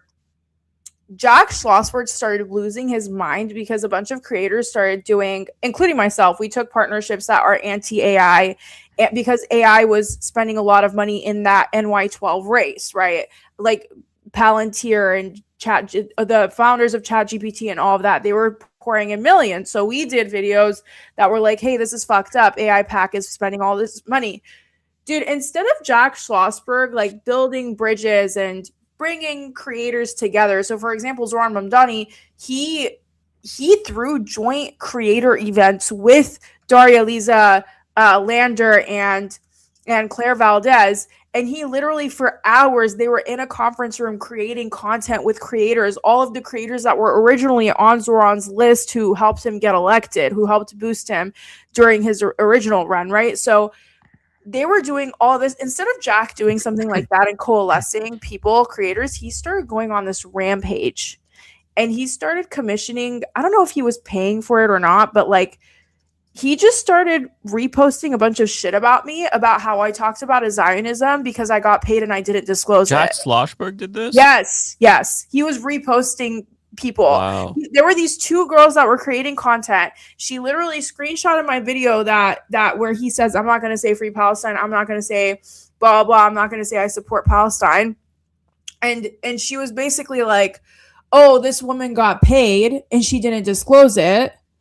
and he reposted it. He was like collab posting it. And I was like, first of all, you ugly fucking piece of shit. My family just got bombed by Israel. You literally have an uncle that likes to eat dead roadkill that's literally in federal office. You've never worked a day in your life. You are worth millions. You have a fucking trust fund. You are not taking any PAC money and you still want to support Israel because you have no fucking backbone, you weak piece of shit. And instead of coalescing creators, you support content. And he literally did this with every single creator that talks about his Zionism. He alleged that we all got paid to talk about it, which like literally was not true. None of us got paid to talk about his Zionism. You don't get paid to talk about Palestine, babe. Like I hate to break it to you. That's not how the world works. It's the other way around. Mm-hmm. And so I'm just so happy when I saw that he got wrecked in that fucking race. I'm so happy. I woke up and I was like, I know he's in a corner crashing out. I just know he's crashing the fuck out. And Jack Schlossberg, you fucking deserve that loss. Fuck you. Like, honestly, instead of like, how are you a Kennedy and you lose a political race as a Kennedy? Third place too, right? Like not even second place. Third place, dude. Not even behind. Second. Oh, I love that. You got 11% of the vote. That's 11 amazing. as a Kennedy. You're a Kennedy. Fuck all of the Kennedys, by the way. Fuck Schlossberg. Fuck the redheaded one who was drooling during the State of the Union response. Fuck the brainworm one. Fuck the dead ones. Fuck all of these families who are like dynasties. Except for the one they unfairly locked away because they were trying to hide her and then lobotomize her. Yeah, she's innocent. She's the only Kennedy that's like the victim because everyone else, I agree. Every single other one of them. Yeah. She literally had some sort of learning disability, and instead of nurturing her and taking care of her because they had the money for it, they ended up putting her in an insane asylum in the 50s. And they literally put her in the bin and they were like, she's not one of us. And they just completely like, she died in the institution that they put her in. Because they're all sociopaths. Because she wasn't like up to the Kennedy standard. Like, I fear you guys deserve the Kennedy curse at this point. Fuck you. Honestly, I'm so happy that Jack Schlossberg lost. I just like, and you know what? I think it's truly indicative. Let me just make this last point. I think it is truly indicative of where the progressive wing of the Democrat Party is going when someone like Doel was elected and Jack Schlossberg, a Kennedy, lost, right? I think that is so indicative of where our country is going because the legacy names, the legacy money, the legacy that people have been running on to gain these federal positions, it does not mean fucking shit because you're not resonating anymore. You are not resonating with the average person. Therefore, you're going to be a fucking loser as you deserve. As you deserve. You deserve to be a loser, Jack. You're a Nepo baby. Why would I think you're gonna fight for me when you're a fucking Kennedy? If anything, I think that stuff like actually actively hurts them now. Like we're in a time where people see you're a Nepo baby, you're part of some like legacy name. They're like, I don't trust you at all. Like you don't have any idea what it's like to be a normal person. Yeah. So any of these people are going to be hurt now. But if they even try to have some kind of life in politics, I do have. Sorry, go ahead. Sorry, you're not taking any AIPAC money, and you still couldn't say. Oh, also, okay, crazy thing. So that whole video with Crackhead Barney came out, which was honestly that was when his race was fucking over. And everyone in the comments was like AIPAC Jack, AIPAC Jack, AIPAC Jack. So instead of addressing that, he came out a couple days later chanting with his little fangirls, "No PAC Jack, no PAC Jack, no PAC Jack," and it's like, okay. Rather than answering the question, you just changed the slogan. That's when I knew he was cooked. I was like, oh, you're pulling a Kamala Harris. You're about to be so charred. And that's exactly what he got charred. You know, one thing that I'm noticing is for all the bemoaning of Democrats that we do for how incompetent they are against Republicans, it really is to our benefit these days because we can wipe them out easily. They don't know how to adapt. They don't know how to reset their NPC talking points. It's just, oh, anti-Semitism, you're anti-Semitic, or you're racist because you're running against somebody who's a person of color, even if the person who's challenging them is a person of color. They don't know how to adapt, and it's very clearly not working, but they're still unable to change strategies. And for the first time ever, Democratic Party weakness is actually working out in our favor. And it's not just like an institutional thing. I need people to understand when I talk about Democratic Party weakness, it's something inherent in their being. Like, the party has been run by people who just don't have spines, or if they do have spines, they're made of jello. So these pussies are going to get kicked to the curb and steamrolled, and they're going to cry about it, but it doesn't matter because we're going to take over and they're going to have to shut the fuck up and vote blue no matter who. And then we're going to rig it against them when we have the primaries, when we're in control, like they did to Bernie. But speaking of Democrats, this motherfucker, who is the favorite person of Ariana, I didn't watch this whole thing. I don't know if it's super copy, but he's not happy because three socialists won. Actually, I didn't hate what he said here. He was actually kind of right, to be honest. Okay, I fucking hate Van Jones though. Like, he can eat a dick, but I actually like it in the most non-offensive way possible. But I don't. I mean it both offensively and inoffensively. He could eat a dick. Okay, Choke yeah, on it there you even. go. All right, the gay person co-signed. I'm just saying, like, Yeah. I didn't want to be offensive, but I hate him. Well, yeah, no, I totally agree with that. So here's the smarmy prick, Van Jones. Well, New York City matters because the two most exciting left-wing candidates are here, AOC and Mamdani, but also this is the stronghold for the establishment, Schumer and Hakeem Jeffrey. This is a battle between the establishment and this insurgency, and the roof is collapsing on the Democratic Party establishment tonight. If Mamdani gets a hat trick, 3 out of 3, this is a new era for the Democratic Party, and you can't write off New York City because this is the place where both, it's the power center for the establishment and the insurgency, and they're going head-to-head tonight. And right now, this is no longer a movement. This is a movement and a machine at the same time. There's just no way to sugarcoat this. If Mamdani pulls off a hat trick, is a new era in Democratic Party politics. Well, and if you're a moderate Democrat who's on the election, who's on the ballot this November, Van, I mean, they're all going to get asked about the positions that we're hearing from these other fellow Democrats. Well, look, I think, from our frontline Democrats will be able to make their case for themselves. I think they'll be able to do okay. We got a lot of national security Democrats in other parts of the country, but this is a big Democrats. deal tonight. Weird way. And I think that look, I don't know what you want me to say here. This is a straight up battle between the establishment and the insurgency, and the establishment is getting its butt kicked tonight in New York City.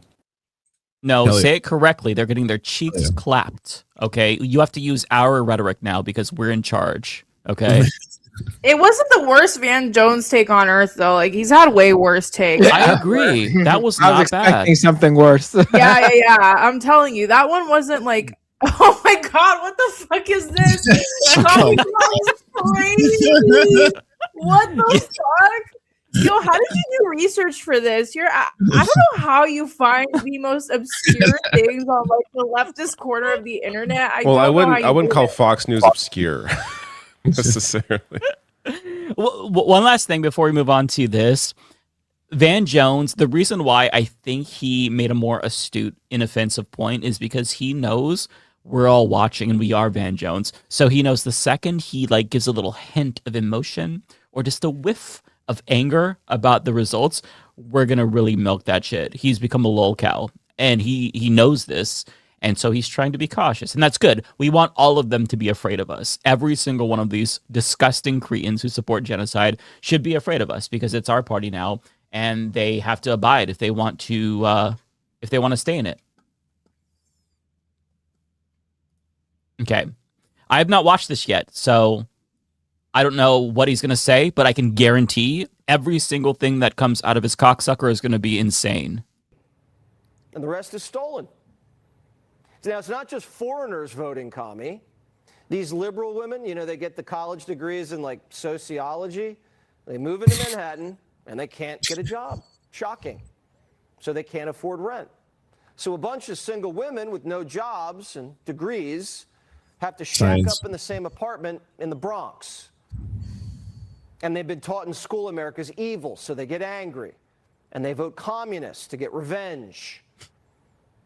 They call these women downwardly mobile. And they're going to take the whole city down with them. But we're not going to let them do it. And the rest is stolen. Oh, actually, they're taking over the city. The single cat ladies, as they like to call them, they're taking over the city, and we're going to help them. The cat dads and the cat dogs, or the dog dads, whatever the fuck, all the people with pets who you like to degrade, even the people with kids, we're coming after you because we're all commies. We're all commies now. And in 2028, you motherfuckers are going to vote for the fucking immigrant, trans, commie, outer space fucking alien that we elect. We're going to elect the most crazy fucking person that drives you all insane, and we're going to force you to vote for them. Fuck you. With infinite pronouns. Infinite fucking pronouns. You won't even know how to address them. You'll be so fucking confused. Your head will be spinning. Also, if Mamdani was so terrible, then his endorsements would have hurt the candidates. Clearly, New Yorkers like him, so those not just him, endorsements hold Hassan weight. Piker too. I don't know if you True. guys saw Yeah. that, but Daria Lisa, like she was not doing well. She got establishment. I met Daria Lisa 2 weeks before she got establishment recognition, which was Zoran, and her campaign was struggling for most of the time. She joined the race late. She was obviously much more socialist and abolitionist than all the other candidates. And Hassan came in at the last hour and got her 90,000 more phone calls, which landed her the extra 2,000 votes that got her on the ballot. She literally won by only 2,000 votes. And Hassan Piker executed, he got 600 people to sign up to call that day, last minute. Damn. So we can honestly really easily infer that must have been Hassan that sent her over the edge. So it's not just Zoran, it's Hassan too. Like, it's a whole new wave of politics, to be honest. And TrueNon podcast was pumping her really a lot too at the end. Yeah. Shout out to them. See, and I didn't do shit for this round because I was so cynical after bringing on candidates that were losing in 2016 and 2018 and 2020. And, you know, I was in my coat mode. I'm like, man, it's just so wonderful that we have options that are progressive. We've never had this before. And then at a certain point, I was like, fuck it. It's not going to amount to anything. And then when I give up basically on electoral politics, they start winning. So it's like, I chose the correct time to give up. I see. Maybe you were hurting them the whole time. Like, finally, they're not talking to Mike. Now they're winning. Maybe. Okay, so this clip, it took place before the election, but what they say here, I'm sure most of you already saw this. This woman, she says stuff that is out of pocket, but it's when Harris Faulkner comes in, she hits us with something out of left field that made my fucking head pop off my shoulders. Congress and all of these progressive candidates, you're right, Harris, they outnumber the regular Democrats because that is the Democrat now. In fact, maybe we should stop saying the qualifier Democratic. They are just socialists, They're just and that means Democrat. Well, and I think sliding into communism, forgive me 1 second, David, because I want to hit on what you said. This sounds like the moment just before Hitler moved in. Because Jews were told, so first they were to wear the star, first they were to give over parts of their body. It was like a mob taking over, and it seemed to be very slow. And then the next thing you know, they're being marched out of their homes and put in holding camps at first, and then and then it got worse and worse and worse. Okay, I have to stop. I have to cut her off. You guys are the Nazis. You are the ones setting up concentration camps around the entire country. You voted for Donald Trump, who basically ran a campaign where he was like, I am Hitler. And now they're saying, oh my God, they're fascists. They're Nazis. It's crazy to me that they're like, it could start. You never know. It feels like it's vibes, right? It feels like the start. Oh, it's like you're actually doing it though. There's no way she believes this. There's no way that she believes this. As the party on the right goes to the far right. Like the Republican Party compared to any other European party, maybe that's changing because they're all becoming more far right, but like the Republican Party is off the fucking spectrum politically speaking, and they have the audacity to chastise us for our extremism when every other fucking country in developed countries, they mostly have socialist parties. It's not like controversial. There's communist parties in Europe. It's not controversial. The fact that there's some democratic socialists who are basically social democrats that are finally winning, and that's like the biggest scandal ever when they just let Nazis take over the country is fucking insane to me. Like I refuse to believe that she actually thinks this. There's no way. Also, everything that Mamdani has put in has been like it's not radical communism or socialism. It's like lovely measures that is the bare minimum what politicians should be doing. You should be holding, slumlords accountable. You should be taxing massive corporations that defraud you. That's what a functional government should do, and it's being passed off as like, so that's radical communism, right? In their eyes, it is, right? Basic governance is communism to them because when he says, hey, we're going to clean the subways, it's like, no. You're supposed to have a corporation do that and make millions of dollars off of doing that. Like these things that you are doing, they could be done by corporations and those corporations could be profiting off of it. How dare you do something for the people just like no strings attached? That's the problem because these people, like they function on neoliberalism and every single thing that is a service to them is a commodified venture. So it's like, oh my God, what? He's freezing the rent. How will landlords make money? They don't give a shit about regular people. They're all rich. Like all these pundits, that's one thing we have to remember. All of these people who are clutching their pearls over socialists, they are all multi-millionaires. So the fact that they're sitting here pretending like, oh my God, this is beyond the pale. I just can't accept socialism. Yeah, because capitalism is working out great for them. So why would they ever question the status quo when they've made it in the status quo? For every other person in this country, it's not that great. It's pretty bad right now, actually. So, just keep that in mind if you feel like they're gaslighting you, because these people are just living in a bubble, and most Americans do not agree with them. They're just like a vocal minority because they have platforms. That's basically it. So I do want to read an article, actually, because there is a little bit of inklings from the Democratic Party. And I have some tweets also. There's some more good reactions, but I just want to read some of this because it's great. So House Democrats' anxiety rises after wins by Mamdani-backed candidates. Are we going to let them take over the party? The answer is you don't have a fucking choice. So top Democrats insist that they're unfazed by the party's forming a Zoran Mamdani wing after the New York City's mayor's stunningly successful primary night. But there is growing angst among many sitting congressional Democrats after Mamdani allies won 3 primaries, including defeats of incumbent representatives Adriana Espaillat and Dan Goldman. And most immediately, they worry it will make it tougher to flip the House this year. This is such bullshit concern trolling.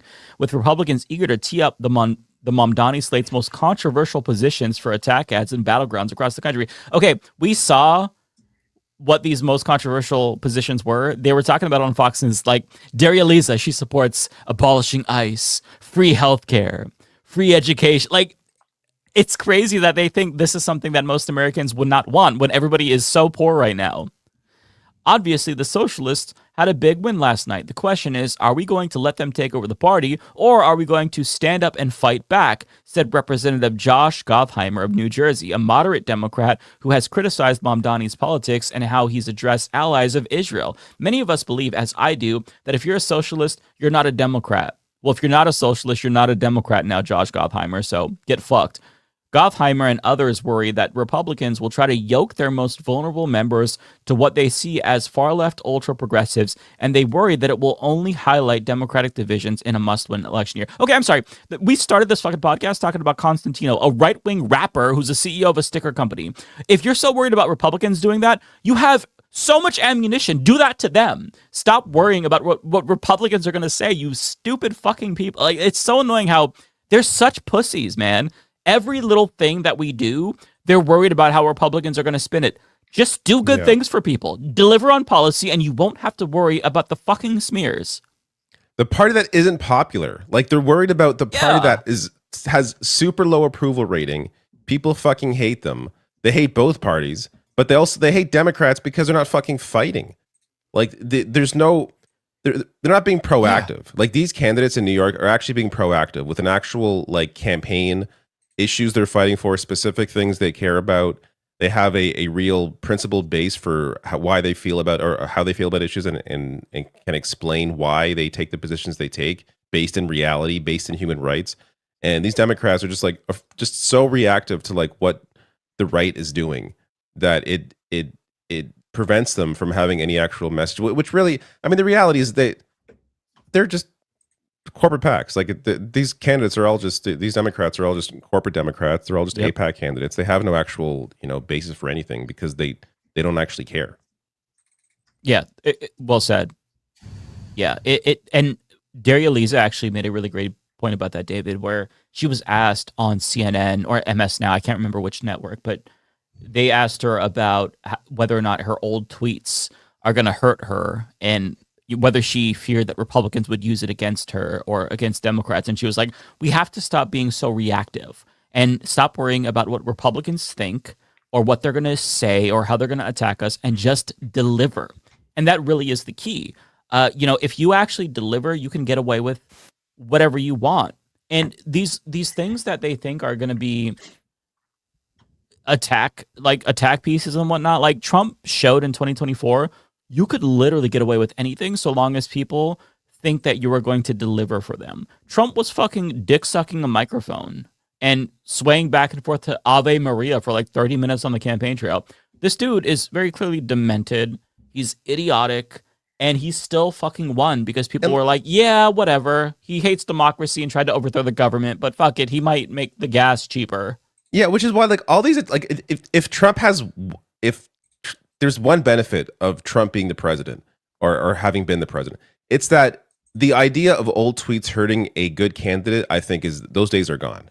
Yeah. Like, you can no longer be like, oh, look at this tweet where she said she wiped her hands on the American flag, or where she said fuck Kamala Harris. Yeah, well, how about fucking Donald Trump having a UFC fight on the White House lawn? Like, are you out of your mind? Right. Like, who cares about an old tweet from 7 years ago? It's so like this shit doesn't matter anymore. We can actually if anything, like you can actually have now real people running for Congress that may have had some bad tweets in the past, because who gives a shit? That's not going to hurt them anymore as long as they're actually going to fight for people. I just want to say two things. I was talking to two strategists and they said it literally doesn't matter. Like, you could have committed murder and it doesn't matter anymore. Like, it just doesn't matter anymore. You could have the horrible tweets, you could have the crazy past, like it just does not matter anymore. It's not like 50 years ago. But I do want to say something else. I don't know if you guys saw Hunter Biden put out an analysis, and I thought his analysis was actually better than 99% of people in our field. Genuinely. Oh yeah. I put it in the private chat. I think we need to talk about it because he said one thing that really struck out to me that I haven't seen any other Democrat acknowledge. And he said, cost of living is the only thing that matters. Point blank, period. And I was just like, there are people saying though that this looks like AI to them. That's why I'm like, oh really? I saw this to like, this looks good. Looks like AI or not, he's given a better analysis than I've seen most people that do political commentary do. Like that, all of this, I was like, yeah, I agree. I agree with literally everything he said. One, authenticity is measurable. Voters can smell a focus group from a mile away. I totally agree with this. Even like, you don't have to be put together 100% of the time. It's okay if you trip over your own words. Just be a human and tell us your thoughts, not what is polling well, not what you think we want to hear. Just be you. I agree with this 100%. 2, endorsements from the current Democratic leadership now read like warnings. The establishment wing of the party is no longer a sword. It's a question mark. I agree. 3, conviction beats. This does kind of sound like ChatGPT, by the way, but yeah. 3, I mean, it's conviction definitely beats caution. ChatGPT. Yeah. It's just, I don't know, because he doesn't really he doesn't type like this or talk like this normally. But conviction beats caution. The candidates who said hard things about rent, about who pays for what, about Gaza, they won. The triangulators lost. Yeah, I agree. I mean, it's a little bit awkward given your dad is a genocide heir, nonetheless. But he's right about this. 4, cost of living is everything. Everything else is just wallpaper. 5, the middle is not a strategy. It's an empty room. Voters reached past the establishment to grab someone who actually believes something. Totally agree with this. There's in a hyper-partisan environment, I really wish people would understand that there is no middle anymore. Maybe the Republicans for Trump account has like a big Twitter following, but that's not the average voter. They're either in one camp or the other, or they're not voting. And that's really it. You're not going to win them over by trying to, pander to them. Democrats aren't going to win over Republicans and vice versa. And I'm glad that he said this because people need to hear it. 6, don't fear the base. Court it. The Democrats who ran from their own voters lost. The ones who ran toward them won. Excellent point. Yeah, I mean, this is a good analysis that they need to hear. 7, if you want to lead a party, you have to be willing to fight inside it. Mamdani didn't ask permission. He took the field. Yeah, one thing that I will say, and I brought this up as well after Kamala lost in 2024 when Chris Murphy put out a really good video where he was like, yeah, the establishment is defeated and Bernie was right. One thing that was clear to me is that there are going to be a lot more politicians in the Democratic Party in particular who are cynically going to LARP as progressives. They're going to say the right things, but they're going to get in office and they're going to be bad. So, I mean, it's good that they're adapting and trying to placate us in at least some sense. It's different than them just telling us to go fuck ourselves, but just be cautious of that because you are going to have people who are more savvy that will be able to adapt, but they're not actually going to give us real change. It's just going to be more neoliberalism. Say, though, on the issue of Israel, I feel like it's hard to fake anger at Israel's genocide because you're not going. A lot of these people realize how much money will be spent against them if they're anti-AIPAC, anti-Israel. Mm-hmm. That even like a lot of these, the fake people you're talking about, I feel like a lot of those people are scared of being clear on that position because of the money that would be spent against them. But then again, we are seeing campaigns overcome that. So if somebody is able to embrace that in a way where it's convincing, even though they're lying, I find it hard to imagine that. I think you kind of, pinpoint if someone's pretending to care about that issue. Like, I don't know, that'd be a weird one to fake. But you're right. There are going to be candidates for sure that are going to try to pretend to be, a certain left wing or have left wing positions when they really don't. Mm-hmm. Yeah, just something to be on the lookout for.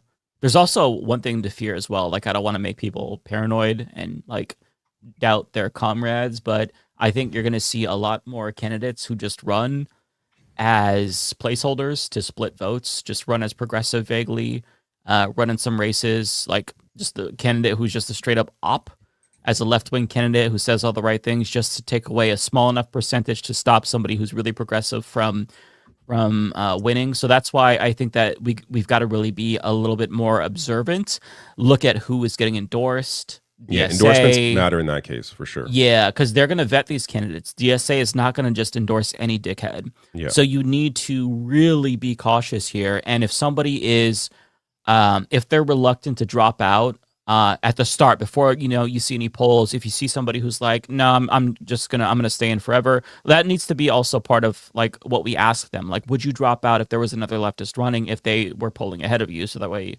we don't split votes. That is something that we have to be concerned about because they're not like the establishment isn't just going to be like, oh, well, shit, it looks like socialists are more popular. They're going to find ways to rat fucking rig it against us. So you do really need to be cautious because they're not just going to roll over and die. I can assure you. Yes, the Tea Party took over the Republican Party really effectively, but I think that the Democratic Party is a little bit more. They care more about power. That's not to say that Republicans didn't care about power as well, but like the Democratic Party is much more, I don't know what the right word is, but it's not like Nancy Pelosi was ruthless, right? So we have an advantage with someone like Hakeem Jeffries and Chuck Schumer because they're so feckless, but still the powers that be within the Democratic Party, the consultants, the people who, are in the DNC, I think they are a little bit more savvy and they know how to concoct schemes to stop the left from ascending. So just like be mindful of that. It's also money, right? Like the Tea Party comparison, I don't love because the Tea Party was backed by the Kochs. Like when you have the Koch brothers behind you, it's not the same as like actual working class movements. Grassroots, grassroots movements here. That's true. Propping up and like winning, and again taking years. Like I thought I was hoping this stuff would happen like 10 years ago with Bernie Sanders in 2016. Like it's taken like a decade to really finally have the momentum in a place where people are winning at a real pace and not just and this is really only here in and New there. York City. Like Yeah. And it took 10 years, to David's point. I agree. I mean, it started with AOC, and another thing that I'm scared of is I'm scared that Claire Valdez and Daria Lisa and Lander, they're all going to go into Congress, and they're going to be the 1%, and what happened to AOC will happen to them. I'm not an AOC hater. I still think she's much better than 99% of people in Congress. That's why I've never made hate videos about her. There's much worse people that I'd rather spend my time on, but we're still it's still an uphill battle. I don't really know any other time in history where we could really like compare this to be honest. Maybe the labor union movement that afforded us the 5-day, but even that was more of like a riot, like multiple riots where people lost their lives. I don't know. I don't know if there's anything I could compare this to. Yeah, I mean, I think it's hard to make comparisons until we actually see like the result. Like if this continues, if there's see how the primary see how the Democratic primary goes in for the election in 2028, like how that all plays out. But if this keeps going the way it is, I have a feeling that many of the shit libs that were centrist, and even the creators, even the Brian Tyler Cohens of the world, right, who have made tons of money on being a shit lib blue MAGA piece of shit, right? I feel like even they are going to start changing course if this keeps going this way. How are they covering this stuff? Yeah. That's where it's headed. I don't know, actually. I don't watch Brian Tyler Cohen. I'd rather eat glass personally, but I don't watch a lot of those shows either, but I have seen that like Pod Save America has been making a big effort since basically the colossal loss in the last election to find out like to them, I think they actually want to know some of the math behind what's going on. Not that they like are I think they actually want to win. Yes, that's like right. I think they've changed. They have changed for sure. This is where the public's at. Are we not going to meet them halfway? And then the reality for the Democratic establishment is like, no, the corporate power is what's more important, and as a lot of different mechanisms that are tied into this. So, although the guy John Favreau, there's two Johns. The one with the brown hair. Be cautious of that dude because he is on the board of a group. It's an interest group specifically to lobby against Medicare for all, and they cooked up a bunch of talking points for like a watered down, not even a public option actually. If I'm remembering correctly, it was just things that politicians could say when they're asked about Medicare for all, specific talking points that were actually used by Kamala Harris, by the way. I have no idea if there's a connection there, but like she was using the things that they had in their talking point list. So just be cautious because that dude might actually not be serious. I think. I'm not co-signing anything they're saying. I'm just saying if you're like analyzing media from a perspective of how they've changed their tone on this specific issue, they clearly are trying to be like, what's wrong here? Why are these why is the Democratic base so out of touch with the politicians and the things that they're saying? Like this contrast is like clearly different than a lot of other issues, right? Yeah, totally agree with that point for sure. You can't ignore it. Yeah. Okay, so this is one thing that was also talked about a lot. Jamie Harrison, this is the former DNC chair. He, just for those who don't know, he lost an election and then was promoted to DNC chair afterwards. He was defeated by closeted homosexual Lindsey Graham, and then he got promoted. That's what happens, or that's what did happen in the Democratic Party. You lose an election, you get promoted. You fail up easily. But he is taking the triple wins very, very hard. He writes, I say this with no ill will or animosity. That's a lie. If you hate the Democratic Party, then please don't run for our nomination. Yet, in the event you were to run third party with the same policies, he would lose his fucking shit. And the Democratic Party goes out of their way to kill third parties, stifle these campaigns, sue to get them off the ballots, make sure there's no chance of them appearing on a debate. So it's like, okay, well, do you want that or not? If you want that, if the Democratic Party truly wants us to fuck off and form a different party, then we need ranked choice voting in every single state. We need to actually have electoral reform, but they don't want that because they know that they would lose power. So what they're saying here is complete fucking bullshit. It's contradictory. They don't actually believe it. They just want us to acquiesce. They don't want to be the ones to acquiesce. They're used to us falling in line and just going along with whatever they want. And they don't like the idea that they're the ones who have to kowtow to us. But he says, don't use our resources. Don't rely on our volunteers. Don't use our infrastructure. Don't ask Democrats to invest their time, money, and energy in your campaign. Okay, well then, Jamie Harrison, how about this? Don't fucking text me your dumbass candidates asking for $5, asking to fight Donald Trump. Every fucking day I get like 18 different text messages. It was really bad under him when he was DNC chair. Lose my fucking number. Don't ask me for money. Don't send flyers. Like, what are you talking? Like, there's two parties in this country, okay? So you're either in one camp or you're not, effectively, if you want to have any power. So you don't get to just say this, oh, well, if you don't like the party, fuck you. It's like, this sounds like the Republicans who are like, oh, you don't like America? Love it or leave it. Like, that's what he's doing, but it's the Democrat style. Love it or leave it. No, fuck you. How about you leave it if you don't like what we do, because we're going to take over the party. Focus on building the party you actually support. That's what we're doing. Political parties aren't perfect, but they're built by millions of people who knock doors, make calls, organize meetings. And who do you think does this for candidates in your party? And fight for the values they believe in. If you don't believe in the party, then don't ask its members to carry you across the finish line. Okay, bitch, lose my motherfucking number then. I don't need the text every 5 minutes. Yeah, like, what is this about? Like, the voters chose these candidates. Like, you look at any poll on any issue, the voters side with where these candidates are on those issues.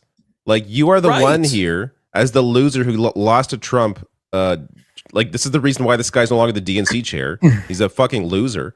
Like, complaining about where the party is, that the party's finally recognizing, like, at least some members are finally recognizing voters. Like, it's just so insane. Like, I don't, how do people get off doing this? After you failed twice with Donald Trump, like, you've proven to people, proven to your own members, you cannot win an election. It's time to let go, like, move on. But fundraise. That's it. In their mind, losing an election means, oh, this means I get a different job, I get a pay raise. Like, that's how they've been conditioned. That's how right? it's been like, so far. Yeah. Yeah. Why lost? Or a fundraiser, then it's like, we have to work twice as hard to take down Trump. Help us fight fascism by dancing and donating to our campaign. And you're like, yeah. The fucking text messages we get from the DNC. I shared one that kind of like popped off on Twitter, where they sent this text. It was from the DNC saying, don't regret being in this. It was like last year during the Doge things. And it was like, don't look back at this moment with regret, wondering what you could have done. Don't regret. Like, it was basically putting the onus on voters. And this was like, it was fucking insane to read that. And it was during the height of Democrats getting chewed out across the country at town halls. And then they send out this tone-deaf ass text message at that time saying, don't look back at this and regret. And then they're asking for money. It's like, hey, motherfucker, you better do something. Give us money. Like, it's a shakedown. Like, well, is this a political party or not? Like, what's happening? This is insane. I will say, I got to give credit to Chris Murphy. I think that I don't trust him at all, but I think he's much more savvy than regular Democrats. And he responded to this with a pretty logical response, and really the sentiment that any Democrat who's elected should express if they don't want to piss off the people who they need to get elected. I don't know, man. Who is the Democratic Party if it's not voters? Democratic voters choose candidates, not party leaders, and party leaders need to listen to what voters are telling us. And right now, they're demanding our party be bolder. That is exactly correct. Although, Chris Murphy, I will say, I appreciate what you're saying to Jamie Harrison, but you do need to take your own advice. We don't want you to support Israel, so you need to take your mouth off of their balls and move away from them. Just is FYI. He still support? Is he? Well, he still hasn't recognized genocide? What's he saying about Israel? He is. He's a liberal Zionist, right? He is just kind of backing away a little bit, but he very clearly has not abandoned them fully. And on top of that, he's just not great. But he at least is tapped into what voters want. He at least acknowledges that the old establishment way of doing politics isn't working. So he's trying to adapt nonetheless. It's been a really, he's not adapting perfectly, but he's better than other Democrats. Yeah, like I've noticed some, like Chris Van Hollen endorsed Abdul al-Sayed, and which is, I feel like there are certain Democrats that sort of understand where the party is headed, and are planning to run in 2028. And I feel like Chris Van Hollen the past year or so, like he seemed like somebody who's really like I don't know. I didn't really notice him before, so maybe he was always like this. But I feel like he's sort of put himself out there now as somebody who is taking bolder stances, that deciding more with the left wing of where the party is, and that guy's running for president, like for sure. Like Chris Van Hollen, I can see Chris Murphy doing it too, since he's trying to be a little more open to this as well. Yeah. It says Chris Murphy has voted consistently to provide Israel with military aid, including over $18 billion following the October 7th attacks. Okay, so he's not going to win the primary. Yeah, and he's more of if you look at mainstream media headlines, you'll see how he's critical of Israel, but he's one of these Netanyahu reductionists where it's like Netanyahu's the problem. Like, you know the type. Yeah. He's a two-state solution guy, which like at this point, it's kind of like, I still see a lot of liberals trying to fall back on that as like, this has always been a safe space. Why are you questioning me beyond this? And I'm trying to point out now that like one side is doing a genocide. So there's like the two-state solution when one side is like not looking to be a two-stated, like there's nowhere to work with the other side that's trying to exterminate the entire people of that country. Like, how are you supposed to do a two-state solution when they've erased Palestine? They've leveled Gaza. They're erasing the West Bank. Like what? You mean to tell me that you support a solution where 700,000 Israeli settlers in the West Bank are going to be evicted? You support that? You think that's feasible? You think they're just going to politely be like, oh, okay, sure, we'll go ahead and leave after we stole their fucking land? You think there's going to be a right to return? It's just laughable. It is. I also feel like laughable. It's kind of ridiculous for any candidate to talk about any kind of end result solution at this point, when you have to first deal with the war criminals. Like, do you support putting Netanyahu in prison for the rest of his life? Like, people need to be held accountable for the genocide they committed? Like, that's where the conversation needs to be right now. In terms of like what happens, in 10, 20, 30, 40 years, like that's a conversation down the line. I think the focus right now should be dealing with the results of a genocide that was committed and the people that enabled it and supported it. Oh, across the board, including Joe Biden. Yeah, Joe Biden, Donald Trump. There needs to be accountability across the board. Tony Blinken, Mark Carney, Justin Trudeau, Keir Starmer. All these motherfuckers need to be in The Hague. Like, this is one of these moments where if we do nothing, we are going to look back and we are going to be really disgusted with what happened. Not that we have any power. I'm not trying to be the DNC and be like, hey, you all got to do something. But I'm just saying that like it's going to be a really fucking shameful part of history. It already is. I mean, like we're saying this as if the genocide is over. It's not over. Lebanon is being ethnically cleansed as we speak. Thousands have been killed. We invaded fucking Iran this year. So it's just, it's a really dark time. And if there isn't accountability, then nothing else matters going forward. And I think that one thing that does stick out to me is if you're a shitty Democrat on policy, but you're just committing to fight and you're like, I'm going to put Donald Trump in jail, you might shoot to the top of the ticket just because that is important. And it would be hard to argue against that just because how do you even go forward if you don't start with holding these people accountable? Couple more here that I have. So DC Drano tweeted out, this is a far-right fascist, by the way, but we have to stop calling them socialists. That's why they call themselves to hide their true intentions. They're violent, tyrannical communists. A Republican is saying this, mind you. A Trump supporter is saying this, mind you.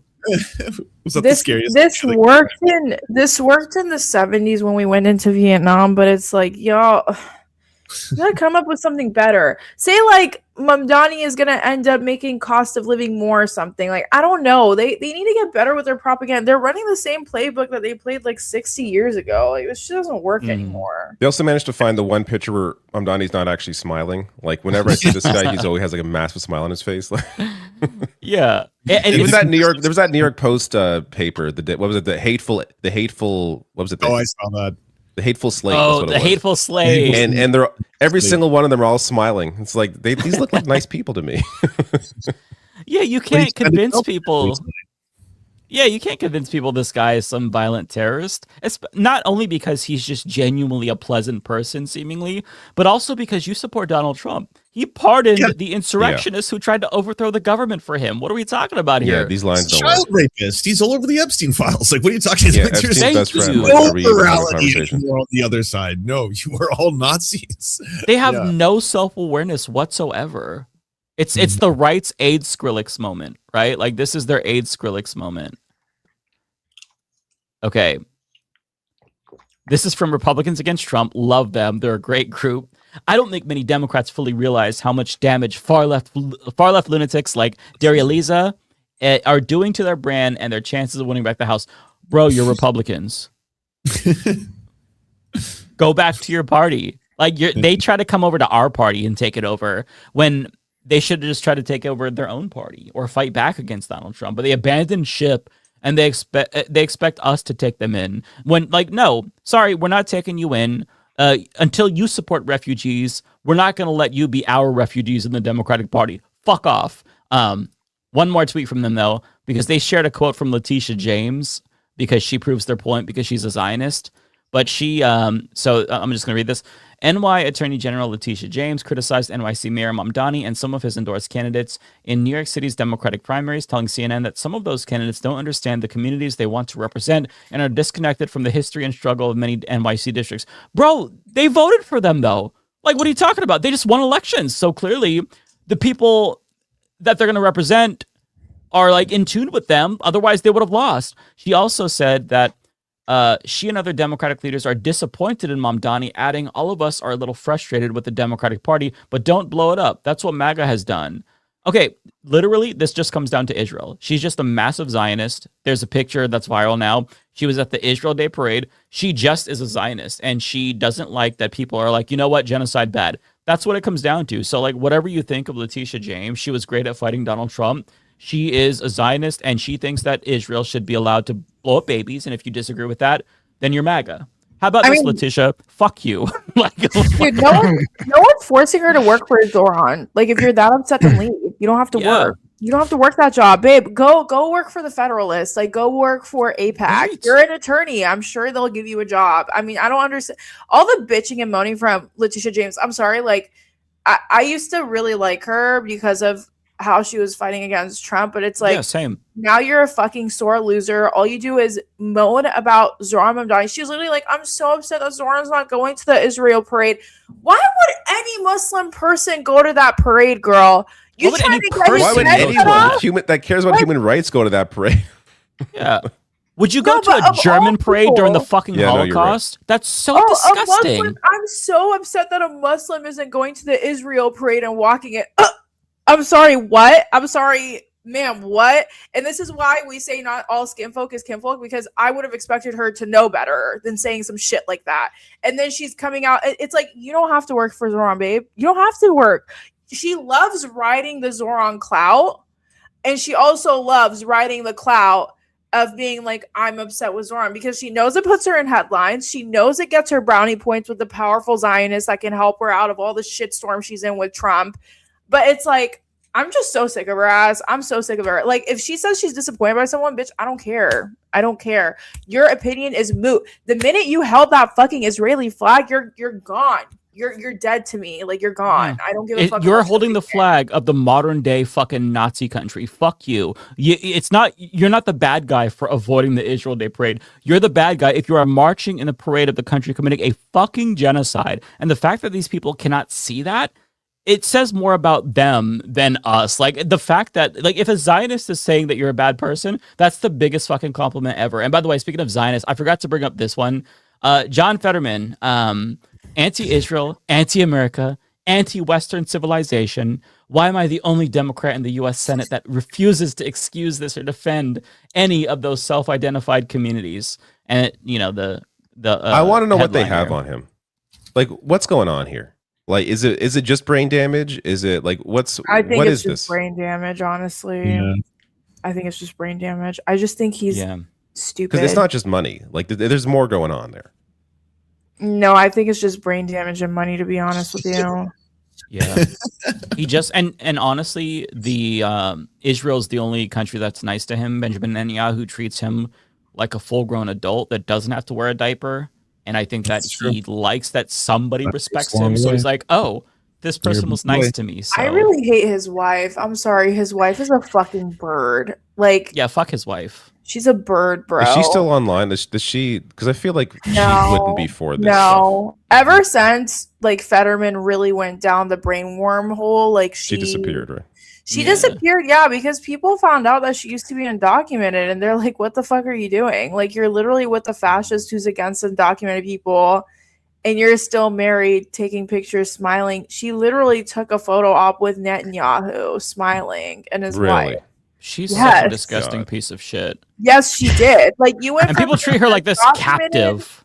You went from being an undocumented immigrant to taking photo ops with Netanyahu and his wife. Like, go fuck yourself royally. And people feel sorry for her, but they never should have. Anyone who lets John Fetterman come inside of them is not somebody who should be taken seriously. I'm sorry. Why do you have to take it to these levels? I don't want to play the fucking gong, dog. He did it again. Play the gong. Go ahead.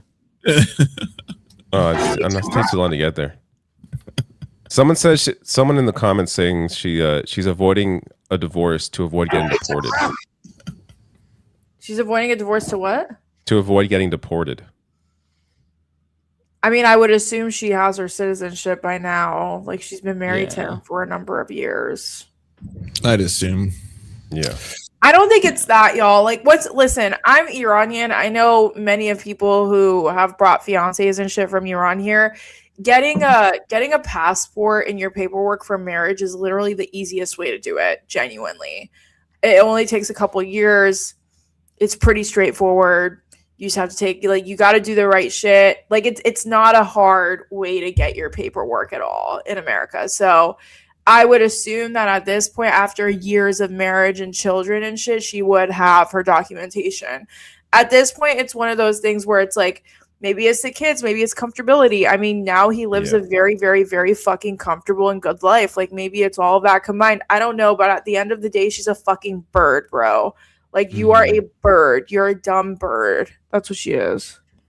Can I call her a name? He's not winning the next election. I'm going to call her a name. People are going to cancel me for this. Oh boy. No, let's not. We don't have Giselle, to do it. I'm going to do We really it. don't have to do it. You lint I'm not listening. liquor. I'm not part of this. I did a switcheroo. She's a lint liquor. A what? None of you remember that we're all commercial? confused. Oh my Yeah. How does nobody remember this? Now I have to You're find aging it. yourself out. We're not all brain. What's the word I'm looking for here? I'm gonna find it. Hang on. All right, I gotta take off, y'all. I gotta hang out with my pregnant partner. Bye. Take care, Lance. Oh, you can use that excuse now. Yeah, me too. know, I have a I'm gonna use child. it. I must leave. You should probably. You don't even need an excuse, David. You just leave. Like, why are That's you right. acting like you need an excuse? I've just learned I now? don't actually have to say anything at all. I just Yeah, go. you don't have to say shit. All you have to say is the word sex and you're gone. It's like poof. The camera just like turns off. Well, I don't want to interrupt the conversation if there's like a good conversation going on to be like, everyone say bye to me now. Like, David, I don't want to be the center of before you attention. go, at Just let least me watch out of this commercial so you have context, because this is one of the most badass insults you can give to anybody. Okay, here. Yeah, I will watch this is a this commercial, and then from- I may or may not ghost. Okay, it's a commercial from the 2000s. Okay. You son of a biscuit-eating bulldog. What the French toast? Did you think I wouldn't find out about your little doo-doo head cootie queen? Who are you calling a cootie queen, you lint liquor? It's you, kumquat! You're overreacting. No, Bill, overreacting was when I put your convertible into a wood chipper. Stinky McStink face! There's some white people. Fabulous. New Orbit Raspberry Mint cleans another dirty mouth. For a good clean feeling, no matter what. I don't think they played that in Canada. I don't remember that at all. It's a banger. I don't So if remember you that in really want to America, hurt though. somebody's feelings, quote one of those insults. I'm just Well, so that's sad none something. of you knew that. God, I'm old. Am I really Anyways, that old? folks, I have a child, so that means I have to leave now. Okay, goodbye. Use your kid as an excuse, David. Take care. He may be asleep, but it doesn't matter. I'm also tired, so that's actually Aw, the real reason. Kitty. Well, you Goodbye. take care. It was nice seeing See you, you all sir. next Have a time. good Bye. week. we should, before we head out. Actually, I don't know when you guys want to head out, but before Head out. We're gonna do super chats. No, I know, but before we like mentally head out into super chats, I feel like we need to watch that clip of Usha and JD Vance real quick. Which clip? You don't know what I'm talking about? No, I missed it. Oh my god, wait, let me find it. Okay, yeah. You know what I'm talking about because you got a smile on your face. You definitely know what I'm referring to. No, I right? don't. I swear to God. I mean, I know that No, people are I'm sharing talking something. about I Matt. didn't watch it. Oh, Matt. Okay. You're like, What? No, I swear to God. Do you know which clip I'm talking about? I think so. The one where they're sitting down for the interview and it's all awkward. Yeah. Yeah, I don't really I know about it. I don't think I saw it though. Was it good? Was it funny? It's really funny because I feel like I have more connection. I feel like I have more chemistry with my purse, to be honest. See, now Usha is somebody I like. What? I'm just kidding. Like, She's Usha's somebody a I could get behind. fucking bird too, bro. They're all birds. I'm watching this USA game in the background here. Ew, I can't believe you're dare you. rooting for the USA out of all teams. Well, I mean, I'm rooting for a number of teams, USA being one of them. I'm rooting against the USA. I know nothing about Yeah, sports, me but I hope the too. Americans lose. I hope we lose. It'd be good for soccer in the country if they go far. They're not going to win, but if they go far. So that's why I don't think I'm they rooting. deserve to go far, to be honest. Yeah, we don't deserve anything right now. We honestly don't even deserve GTA 6. I feel like they should not release it in America. Well, Turkey's beating us right now, and Turkey hasn't won a single game yet. So Okay. Go We love to Turkey. hear that. Yeah. Okay. That's right. Today's special reader is my husband, Vice President of the United States, JD Vance. Thanks for joining us today, honey. Of course. Good to see you. Oh, this is weird. What the fuck? That's right. What is this? What I did even not see is this. Yeah, I did not. I I don't did know. not She does realize. these like child reading segments, and she brought her husband on, and then Pat went viral because everyone was like, "What the fuck was that?" Like they have no chemistry. Very weird. Pat's their partner on the leg like that. They're a very pregnant partner. I feel like they must have gotten into an argument before this or something because it was just like so weird. That's honestly disturbing. I want to know, what is this though? Because does she have a podcast too? I'm assuming she has a podcast. Who doesn't have a Story podcast? time with the second lady. Story time. Oh, well, maybe if she's reading some good books, I'll check it out. Okay, give me 1 second. Okay, do we want to do super chats? Yeah, can I go first? I didn't get that many. Yeah, sure. Okay, let's go. I'm gonna speed rail through these. Okay, I don't Looney know, Tunes. Russell. It starts Give off me with Looney 1 Tunes second. $4.99. Oh, okay, thank you. Looney Tunes. All right, Looney Tunes $4.99. Thank you so much. If you were at the same party where Emma Vigland was drunk as hell with Hassan, hope you got some pics to show. Honestly, after the Knicks winning and the multiple World Cup games, and like we have literally been out in the streets cockroaching every single fucking night. Different Cockroaching? Yes, I've it's a never term heard that turn of phrase. I came up with it, and I'm very proud because one morning I was up until like 4 a.m. walking around near Times Square, and I saw a bunch of cockroaches, and I was like, oh my god, I'm cockroaching because I'm brown and I'm out in the middle of the night. Okay. That sounds racist against yourself. If you want to call yourself a cockroach, I mean, I guess I'm not going to argue with you. Actually, I invite all other brown people to join me. It's a term I coined. So whenever I'm out in the middle of the night and I'm like scurrying the streets trying to find a bar or something, you know, I call it cockroaching. Anyways, Sure. it's been, Ariana, that is offensive to me for you. I have more offensive takes too. I think Middle Eastern people need to reclaim the word terrorist. I agree with that, actually. Like, I want That to actually walk makes up to a sense. Middle Eastern person and be like, "What's up, my terrorist?" And I want it to be completely normal. I would prefer if Middle Eastern people called white people terrorists. I think that'd be amazing. Yeah, but that's not reclaiming though. That's just like Yeah. passing it on to you. I need us to reclaim it. That's my Yeah. subway take. No one's allowed to steal it. Okay. Anyway, sorry. I was out in the street so much. I was honestly so just like I'm an introvert. I've taken multiple personality tests. I'm an introvert. It's very hard for me to go. Are you really? I wouldn't have expected that. I am. Oh, Yeah, okay. yeah. I've taken multiple personality tests, and every single time I come out as an introvert. So like engaging with people and socializing with people, it takes a lot of my own energy. So I just did not have the fucking energy. Well, you do really well for an introvert. I've got to say, you challenge yourself and push yourself, and that's actually really commendable because it's hard I to do do. that if you're introverted. I really do. I really do. I Good for appreciate it. you. Good for Thank you. you. I appreciate the acknowledgement. Thank you. Yeah. Not really, Rachel Atwood. Thank you so much for the $2. I hate campism, but this house is 100% me soon. I'm not going to talk about this situation because Taylor Lorenz will clip this, but Taylor Lorenz essentially went after a disabled Palestinian activist this past week, and it was incredibly bad. It was really bad. So if you want to see what happened in that kerfuffle, you can look up May Soon and Taylor Lorenz, but it was not good. So yeah, that's all I'm going to say about that because I don't want her to clip me.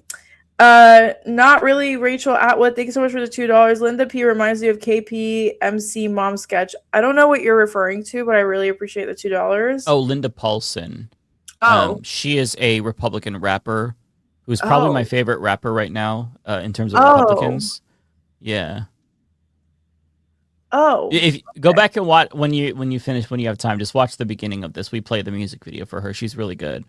Okay, got it. I will definitely look into it. You will love her, Ariana. I don't think so, but I thank swear to you. God, you will love her. Okay. Okay, You have no we'll idea. see. Just trust We me shall on this see. one. I will trust you. I'm just kidding. Kaya Demon, thank you so much for the $5. Ariana, happy last week of Pride. NYC is so fun last week dancing and We Belong Here. Dancing at We Belong Here had Liberty Bagels literally twice so good. You should have tried Apollo Bagels. I really love Apollo Bagels, but I'm so glad you liked it. Congratulations. Welcome to the Big Apple. Omega Shenron Dragon, thanks so much for the $2. Y'all know how much traditional media needs to go. Yeah, trad media needs to go, and we need more people to fund people like us on this stream. Because honestly, the only media empire that's kind of independent right now is 2IT, and they really fell off the fucking ringer like bad. V-Man, thank you so much for the $5. Fun fact, Daria Elisa Avila Chevaliers' grandpa was a member of the Dominican resistance against U.S.-backed dictator Rafael Trujillo. I honestly believe that. I really do. I think people who are as leftist as Daria Lisa and really advocate as much as she does, they come from like a leftist background. That's always kind of been my experience, at least. So I totally believe that. Thank you so much for the $5. Not really, Rachel Atwood. Thank you so much for the $2. Do y'all see Jamie Harris's meltdown online? Unreal. No. Did we watch that? We didn't see a meltdown, but we did go over his tweet momentarily. Oh, okay. I crashed out. Well, over thank you so it. much for the $2. Yes, we crashed out over many of things. I'm just kidding. Thank you so much for the $2. Ryan Snowden, thank you so much for the $2. Shrek is love. Shrek is life. I actually love Shrek. Shrek is one of my favorite animations. It's great. Yeah, it's great. Hi, Oh, Kowalski. I'm glad that you like it. I wasn't sure if Shrek was just like a more millennial thing, but I guess Zoomers were young when Shrek was being released too. No, we grew up on it. Okay. Kowalski, thank you so much for the $10. James Carville is the guy who said the Democrats just need to do nothing for the next 4 years and let Republicans destroy themselves. He's also married to a Republican and in my opinion is a grave dodger. I don't know. I feel like who you're married to tells me everything I need to know. Because it's like, how do you not claw each other's eyes out, you know? Yeah. Well, I mean, he is essentially a moderate Republican, so it probably wouldn't be that difficult for him to be married to one. And also, it's not like they're going to touch each other. Look at them. Yeah, let's be so honest. I'm just kidding. V-Man, thank you so much for the $5. Chevalier got attacked for not having a Dominican flag in her bio when it's because she is critical of the anti-Haitian Dominican nationalism. There was so much shit that Daria Lisa was getting and they were sending out attack ads saying that she hates Haitians and shit. It was insane. I don't No, that she was Haitian. That was the attack. So it was no. It was a there were other racist attack. attacks too. There were other It was a attacks racist saying that attack. She wasn't going to support Haitians either. It was like a whole. Huh. It was a plethora of like things. I feel really bad for her because she's gonna be like the main punching bag for corporate Democrats and Oh, for fascists. sure. She already is. For sure. I mean, listen, I'm not an expert on the Haitian Dominican beef per se, but like they were using her ethnicity against her a lot by proxy of the Haitian stuff. I'm not a good person to talk about this because I really don't know. Maybe we can have someone to come on to talk about this because I'm really not you want me to talk about the Middle East, I can talk all day. Rebecca would probably be a lot better on this. Yeah. She's Haitian. Yeah. I think she's way better. But like they were calling her Haitian, and then they were like, she's not going to protect Haitians, and it was like a whole. I was like, I don't know, but this goes way deeper than my knowledge personally. But yeah, I don't know. Omega Shenron Jagan, thank you so much for the $2. Ari dropped the wrestling promo of a lifetime. That's when I was going off on Jack Schlossberg. Yeah, I mean, I really hope Jack just figures his life out way, way far from the political arena because clearly he can't do it. V-Man, thank you so much for the $2. Daria Lisa actively promotes Pan-Caribbeanism. Is that a good thing? Guys, I'm so sorry. I'm not a great person. This is not an arena that I'm assuming. I mean, it's solidarity among all Caribbean people. Okay, because, okay. Yeah. We love that. Like kind of like a unified, like a unified identity, kind of like Pan-Africanism. Just Okay. so that way. Yeah. Okay, love that. I wish Rebecca was here. I feel like she could comment on this way better. Not really Rachel Atwood. Thank you so much for the $5. JK3 lost his bid for Senate in 2020 and was replaced by the House by an Onassis Hare in MA04, who's even worse. He's a challenger. Vote Paulos. Okay, cool. Thank you so much. We appreciate it. Yeah, there's still some primaries happening across the nation, so definitely check. There's some big ones in August. Cory Bush, she might be able to beat Wesley. I think she will. That would be if she took back that seat after AIPAC spent so much fucking money. Dude, oh my god, life. I would not be able to handle it. That would be better than Trump's comeback. Yeah, that's gonna be. I think that will really set the tone for the midterms. Because if Cory Bush wins her seat, they're fucked. I think we would be able to flip both the Senate and the House this time. It would be huge. Jacqueline Leach, thank you so much for the $7. The people should lead the people, not be led by quote leaders. The problem is the belief in leaders and followers. Exactly. I agree. Yeah, you're right. Thank you so much for the $10 narrator. Moderators are saying leftists or socialists should leave the party. When does the left have enough leverage to actually contend with and challenge the moderates that muffle them within the party? I mean, I think you have to kind of just like follow the New York City model, right? Like, I think what New York City did was they really focused on 3 races that they knew they had a chance to win given the constituency and the people that live there. And they really used all of the fucking resources they had, from creators to people like Hassan Piker to people like Mamdani, endorsements, events, all of these different things to really push them up and boost them. So I think we tend to like really try to like reach our arms everywhere, kind of like an octopus. But I think when we really hyper focus on certain candidates that we know are real and we know have a chance of winning given the constituency, like, and have a good platform and know how to speak and have the tenacity to become a politician, like that's how they win, right? But it takes a lot of mobilization, which I don't think a lot of people are mobilizing. Like, y'all aren't joining DSA, you're not going to the DSA meetings, you're not knocking on doors, you're not phone baking. So it's like you gotta put in the work. More than 90,000 people volunteer for Mamdani alone.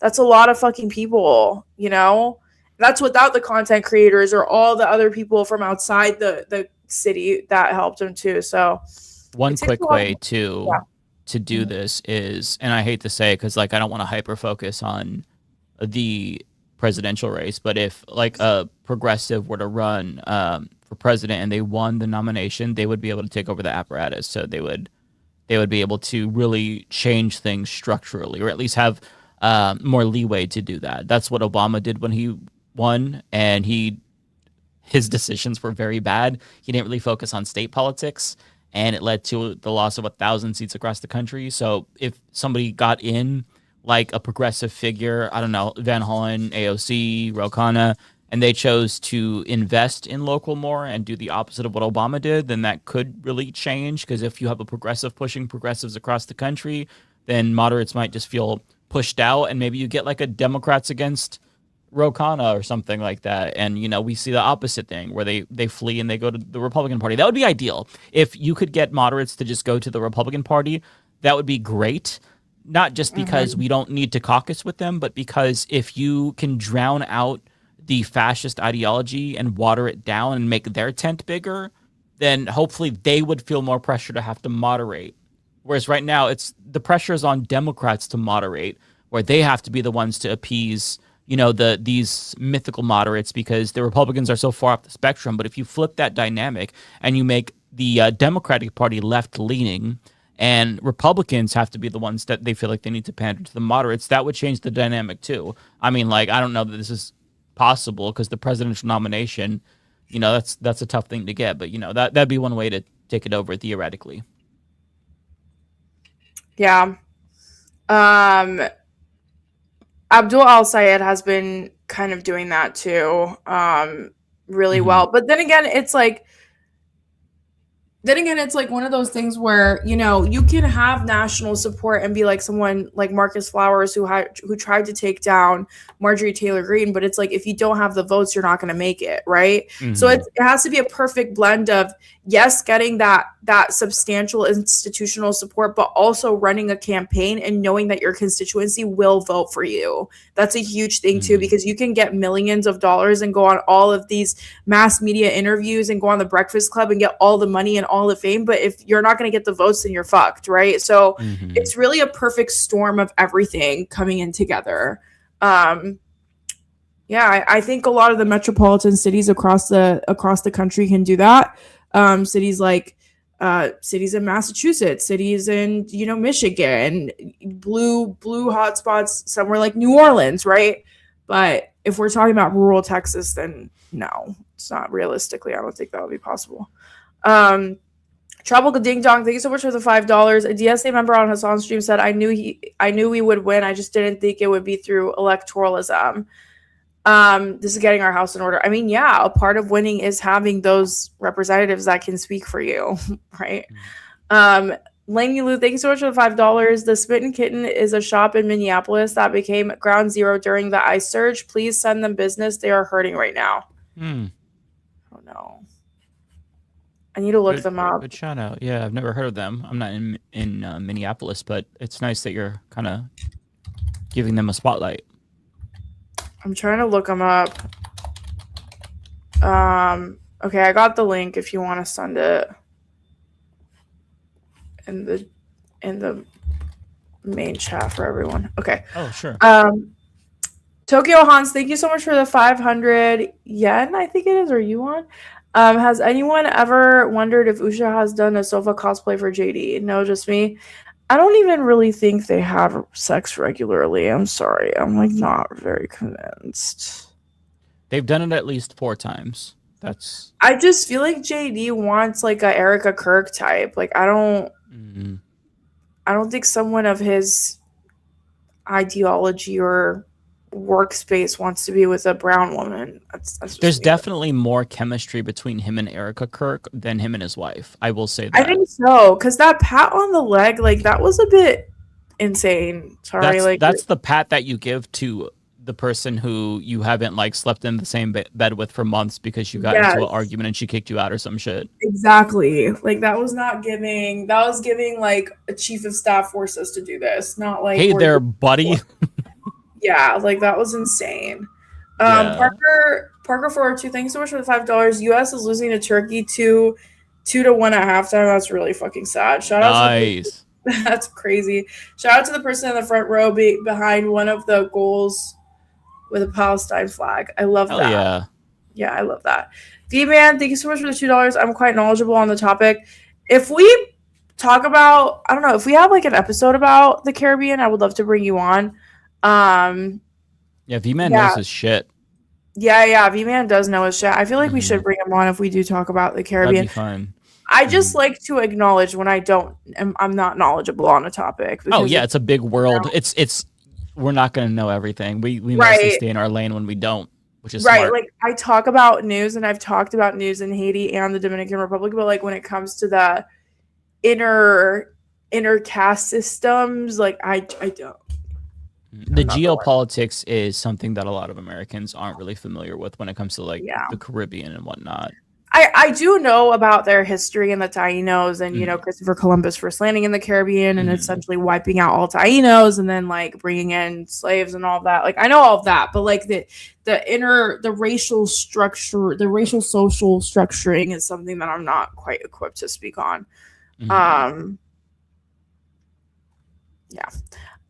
really Rachel Atwood. Thank you so much for the $2. Don't forget about Massachusetts. We're still here. No one's forgetting about you, girl. But I agree. Yeah. Don't forget about Massachusetts, chat, or else Rachel will come after you. I'm just kidding. It's when I don't know when their primary is. I know it's coming up. I don't know when though. It's Arizona's coming up. It's like a couple of states for sure. But yeah, anyways, chat. I love you all. Tonight was so fun. Thank you so much for having me. I'm starving, so I'm gonna go get some food. Have a great night. You too. You take care. Yeah, bye. Bye, chat. Bye, everyone. Okay. Did you want to go first, Matt? Sure. Let's do this. We got Tokyo Hans with a member for 35 months super chat. Grats, New York. Yes, absolutely. The Bay Photo with a $5 super chat. Read in Mickey voice. Okay, I will. Remember, kids, John Roberts still insists his court is principled and nonpartisan. So don't you go making a fuss now. That was amazing. I was a little bit off. I've done better. I think it was great. It was a decent go at it.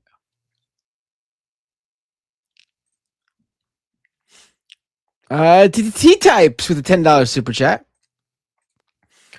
I think the ruling class in Western nations knows millennials and Gen Z pose an ideological threat to them, and in response, they're destroying economies to starve us of economic and political agency and power. Yeah. That's a cynical take that I fuck with hard. Yeah. Yeah, I think no. Cartoon 49 with a super chat. How you feeling in New York after Knicks victory?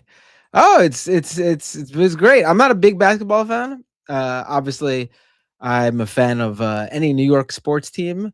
I would say basketball is, for me, I like it more than football, like American football, but behind pretty much everything else. For me, soccer, baseball, hockey, that's all above basketball. For me. I'm a short guy, so I've never been a big fan of the tall man sport. But yeah, the Knicks winning is great. Everyone's super happy and pumped here. Those games were great. Those were, especially that game. It was game 4, the one where they were down by like 29 points at one point. That was possibly one of the all-time greatest games of any sport I've ever seen. It was so good. It was. If you weren't a basketball fan, that game won you over for sure. In my, that's how. I mean, as a non-basketball fan, I heard of that and I love it. You love a good underdog story, and I will say, you all have been so ecstatic that I've gotten a little bit of a contact high from all of you. Your energy and excitement is palpable, and I genuinely love it. The fact that so many people are happy by this, it just put a smile on my face. So even though I couldn't give two shits about basketball, I just love that so many people just were living for this moment. You love to see that. Right. It's because New York is a basketball city. Basketball's always been like, we got people playing basketball in the parks literally more than any other sport. You'll see people playing. And on top of that, Knicks is New York has multiple teams in every sport. American football, you got Jets and Giants. Baseball, you got Mets and Yankees. Hockey, you got Rangers, Islanders. Even ML, even Major League Soccer here, you got NYCFC and the Red Bulls. But each of those teams has their own fan base. Whereas here in New York, yes, there is the Brooklyn Nets, but they have no fans. Nobody cares about the Brooklyn Nets. Like everyone in New York City is split on every other sport, but on basketball, Knicks are the one team, the one New York City team. And so like everyone was happy. Like there was no like, Cool. When the Mets win, the Mets don't win. So let me revert that. When the Yankees win, Mets fans are unhappy. But here there's no Nets fans to be unhappy about the Knicks winning. Let's see. Tokyo Hans with another super chat. With Knicks win and Mayor Slate winning, New York is hot. Time for a true New Yorker to step up on YouTube and Twitch and become the Hassan Piker of the left. Maybe call the channel Boomed or Spam Economy. Oh, yeah, I will. I got to get back on. Yes. I appreciate it, though, Tokyo Hans. It means a lot that there are people who are really pushing for me to get back to it. I appreciate it. I did host solo on Majority Report last Thursday. It was literally just me on the Majority Report last Thursday. So if you're really fiending for a solo Matt Binder stream, tune into that one. Watch the replay of that one. Looney Tunes 9000 with the super chat. Let me be clear. The Mets have been horrible as hell. Has Jordan B. Peterson put a curse on the Mets? The Mets, this is the worst Mets season I can remember because the team's not even likable.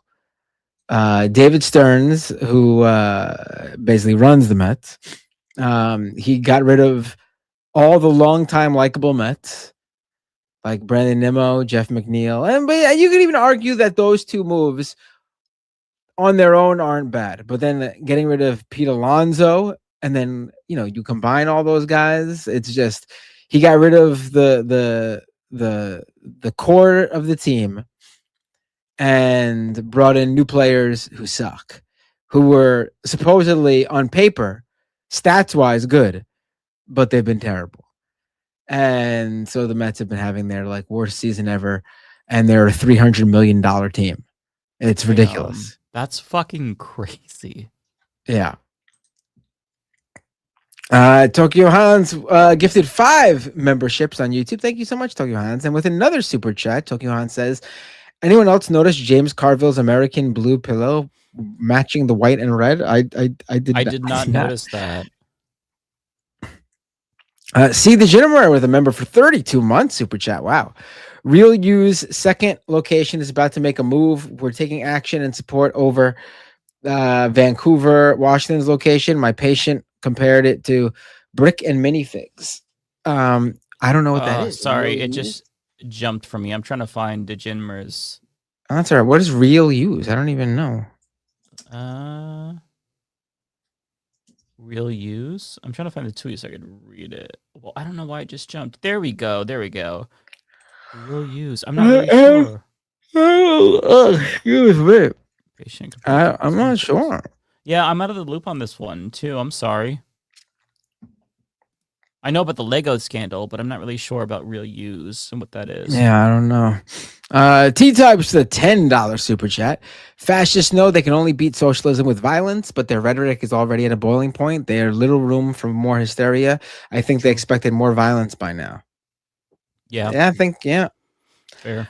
Tropical ding dong, I think, right? I can't see the rest. Yep, there we go. Mhm. You get to pick one presidential candidate to make it to a split convention. Who is it? What? What do you mean? Split convention. I don't want that. I want them to just outright Yeah. win.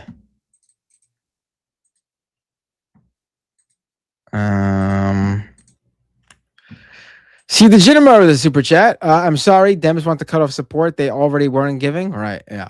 Yeah. Good point. Kowalski with a $10 super chat. The left has been hearing vote blue no matter who since the election of the far right winger Bill Clinton. Now the corporate Dems won't back the blue. Shocker. Schumer is sad right now, and that feels good. Right. That's all we've ever heard. Vote blue no matter who. And now they're like, we're not doing it. We're not doing it. Tropical Ding Dong with the super chat. Matt, do you have access to the Majority Report soundboard? Can we get a Yoda is coming for Fetterman's wife? I don't have access to the Majority Report soundboard, unfortunately. See the Ginnemer says, by the way, I turned 40 yesterday. Happy birthday. The big 4-0. I'll be there joining you soon, unfortunately. Fortunately, that's a good thing. That's a good thing. Yeah, I don't want to be 40. Lunar Spunk with a super chat, member for 23 months. How do you feel about Team USA's coach, Paul Bet Davidson? Do you like the guy? What? Is that Patrick Bet Davidson's brother? Paul Bet Davidson. Or is it Patrick? Oh, no, because I know I once called him that by accident, and it's been an ongoing inside joke ever since. Oh, I see. I was like, what's that guy's name again? Paul Bet Davidson? I was not privy to that. Old man Philly with a super chat. Is the Danhausen shirt your way of celebrating the Knicks? Yes, yep. The guy who cursed the Spurs and uncursed the Knicks, I should say.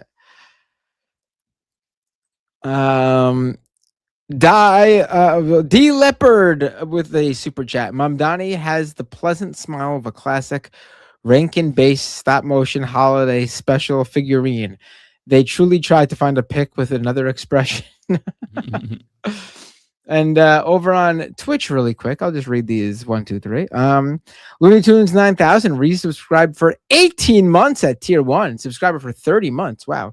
Can last week's Majority Report show be considered a solo Binder stream? Yes, absolutely. Silly Billy 01 gave out 5 community gift subs. Thank you so much. And the Serfs, thank you for the raid. All right, and that looks like that's it for me, at least for now. Alrighty, I will read the remainder. Most of them will be from me. Some might be for David, but I'll just go ahead and read through them all. Bayphoto, thanks for the 5. You're telling me Microsoft chose GTA 6 pre-order day to announce Xbox price hikes due to an AI chip shortage that they're in part responsible for. I didn't think about that. They're playing 3D chess on us. Also from Bayphoto, thank you. Apple announced price hikes on their products today too. I think. Oh, did they? I didn't catch that. Yeah. Their shit's already so expensive. How? I know. How can you afford it regardless? The MacBooks are all like $300 more now. That's a massive spike. My God, the audacity of Apple. What a shitty company. And it's the same products that just yesterday were $300 cheaper. I mean, all these companies are doing it because of the chip and memory shortage due to AI. Mm-hmm. Oh shit! Team USA just scored. They just tied it up 2-2. Nice. No. All right, let's go. This is the Team USA like B squad because they won their first 2 games. They're on to the knockout round. They're out of the group stage. This is the 3rd group stage game. They don't need to win this, so they are resting some players who have yellow card. They're keeping them out of the game so they don't get a red card, which means they would have to sit for the next game. So this is like the B squad, but also if they win, it'll be the first time Team USA has ever won all 3 matches in the group stage. So it would be cool to see them win this. Oh, they don't deserve that though. We don't deserve that right now. This is the best Team USA I've seen in quite a while. So I think they deserve it if they could pull it off, obviously. And listen, if Turkey needed to win this to stay in, I would be rooting for Turkey just because it wouldn't affect USA and then Turkey could stay in. But Turkey's out no matter what. So like if they win a game, but it doesn't mean anything for them. They still go home after this game. So I want USA to get their 3 in a row. But Turkey opposes Israel, so nothing to do with this game right now. That has everything to do with it to people who don't follow sports, and that's the only thing I have to go off of. Okay. Bayphoto also says at least Sony had the courtesy to hit us with price hikes on a different day. Game consoles are getting more expensive the older they get. So backwards. Yeah, I'm old enough to remember that the prices would go down. I remember back in my day, you can get a GameCube or a PS2 for $100. Ryan Chan, thanks for the 5. Thoughts on the Park Meng race in NY6? Park got 43% of the vote despite 0 endorsements. Want Meng to get eliminated. She's the Asian Espaillat. I didn't really follow it, so I can't comment too much on it. I know Meng is the corporate Dem. Park was, I believe, progressive. I think this is your district, Matt, the Park Meng race. You're in 6, right? Yes, I am. I voted for Chuck Park.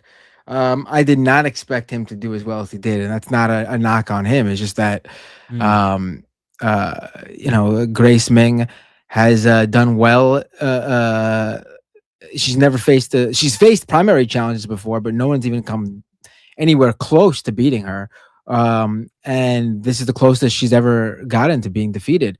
And there wasn't much attention on this race, no real media attention. He wasn't backed by DSA or even Working Families Party. It was just assumed to be, just another primary, not one of the main ones everyone's paying attention to. And he did very well. I wonder if he runs again. I have no idea. Impressive. You definitely should if you came that close. I do think even if he decides not to run for who knows what reasons or whatever, I think his campaign for sure needs to share. Like, I think they figured out the path to defeat, and with those election results we have as well, we can see what districts can be worked on,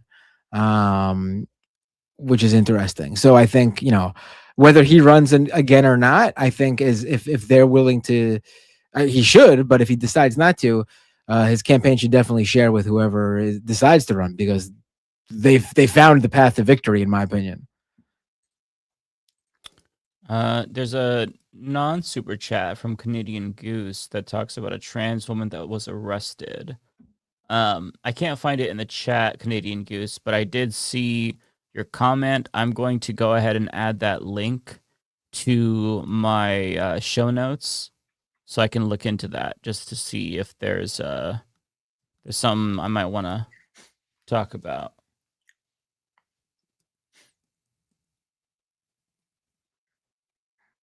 I've heard of transit ticks before, but I was not familiar with that particular story. So thanks for bringing that to my attention. Okay, ABS says just had a power outage, came back online an hour ago. Also, did that Children's Internet Safety Act get passed, or is it yet to get the House floor?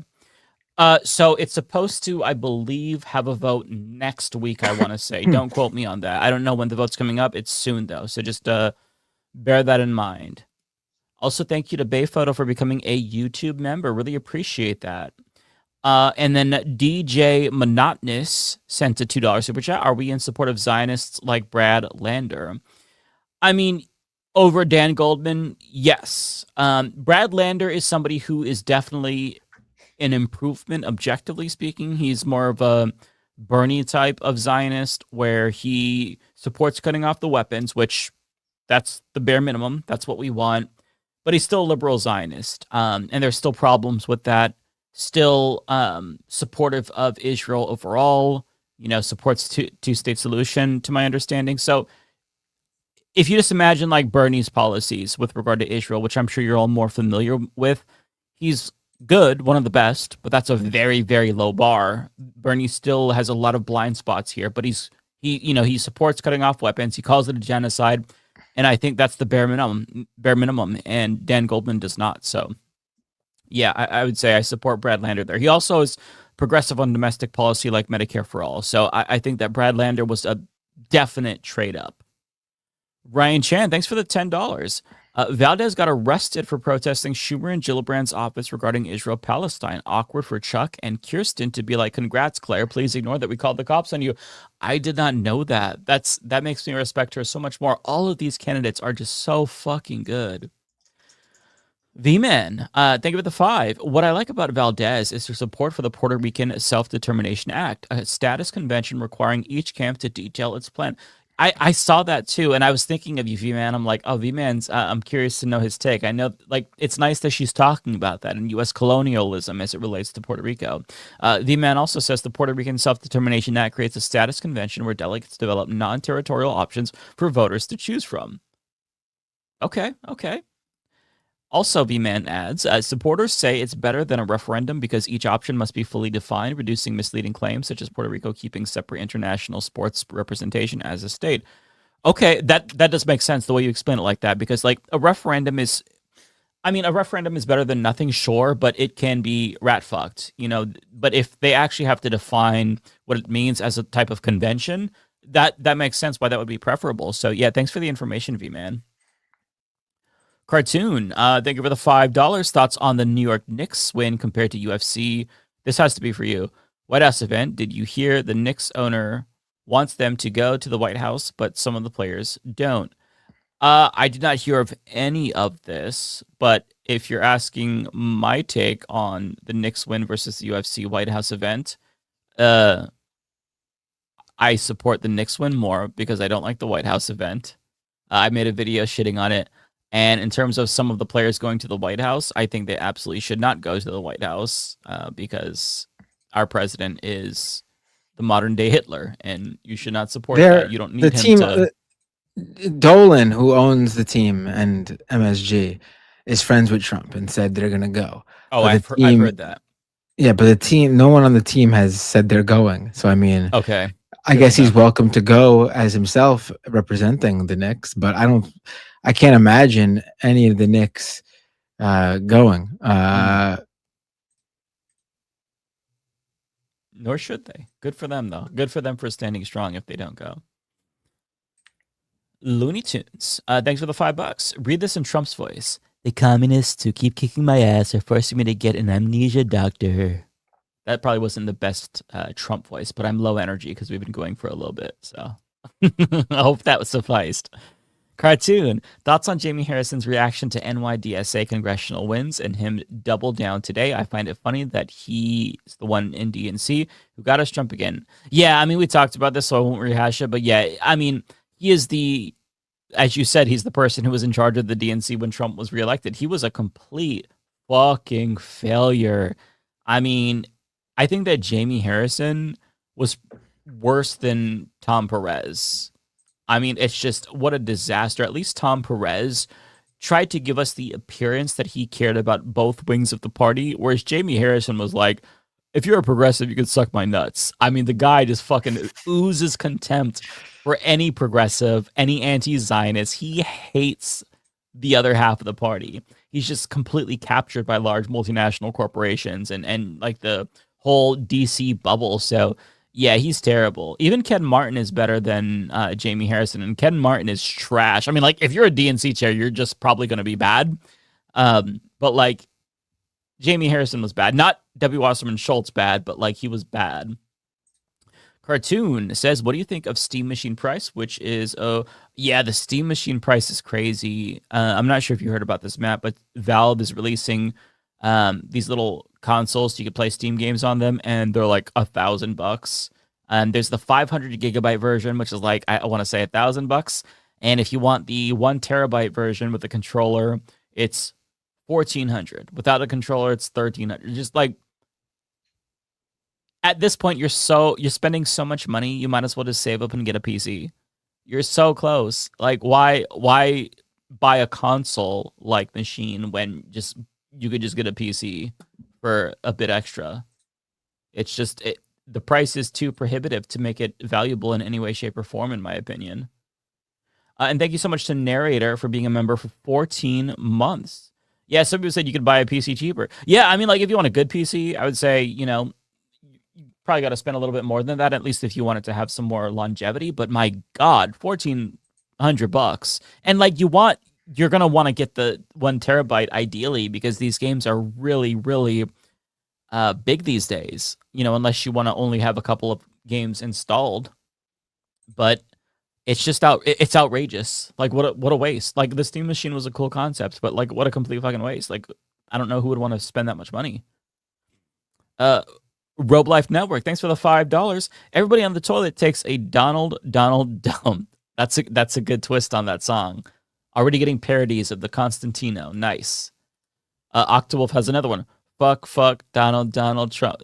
That song is going to be stuck in all of your heads. You're welcome for that, by the way, everybody. You're welcome.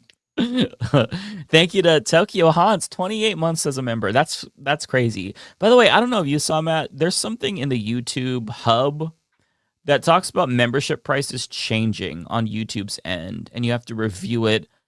What?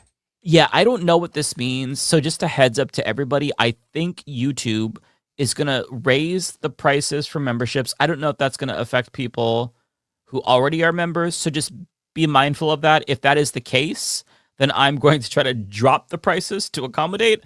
I don't know. I haven't touched membership stuff in a couple of years, like since I set it up. So just be mindful of that, everybody. I don't know if they're going to charge you up or if it's just for new people. I need to look into this, but I just saw the notification and I'm like, oh, fuck me. It might be that I'm one of the people in like some test program. I really don't know.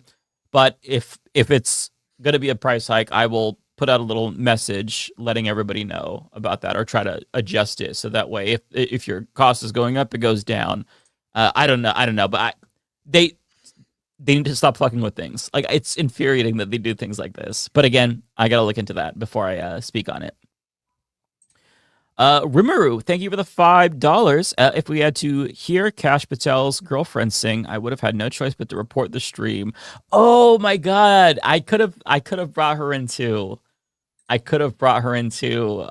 You're lucky it's late. It would have been worth the report, man. I'm a huge fan of her too. Cartoon says, also Keir Starmer resign on 10 years of Brexit. Yeah, that's another big news story this week. And his replacement is another Zionist. So,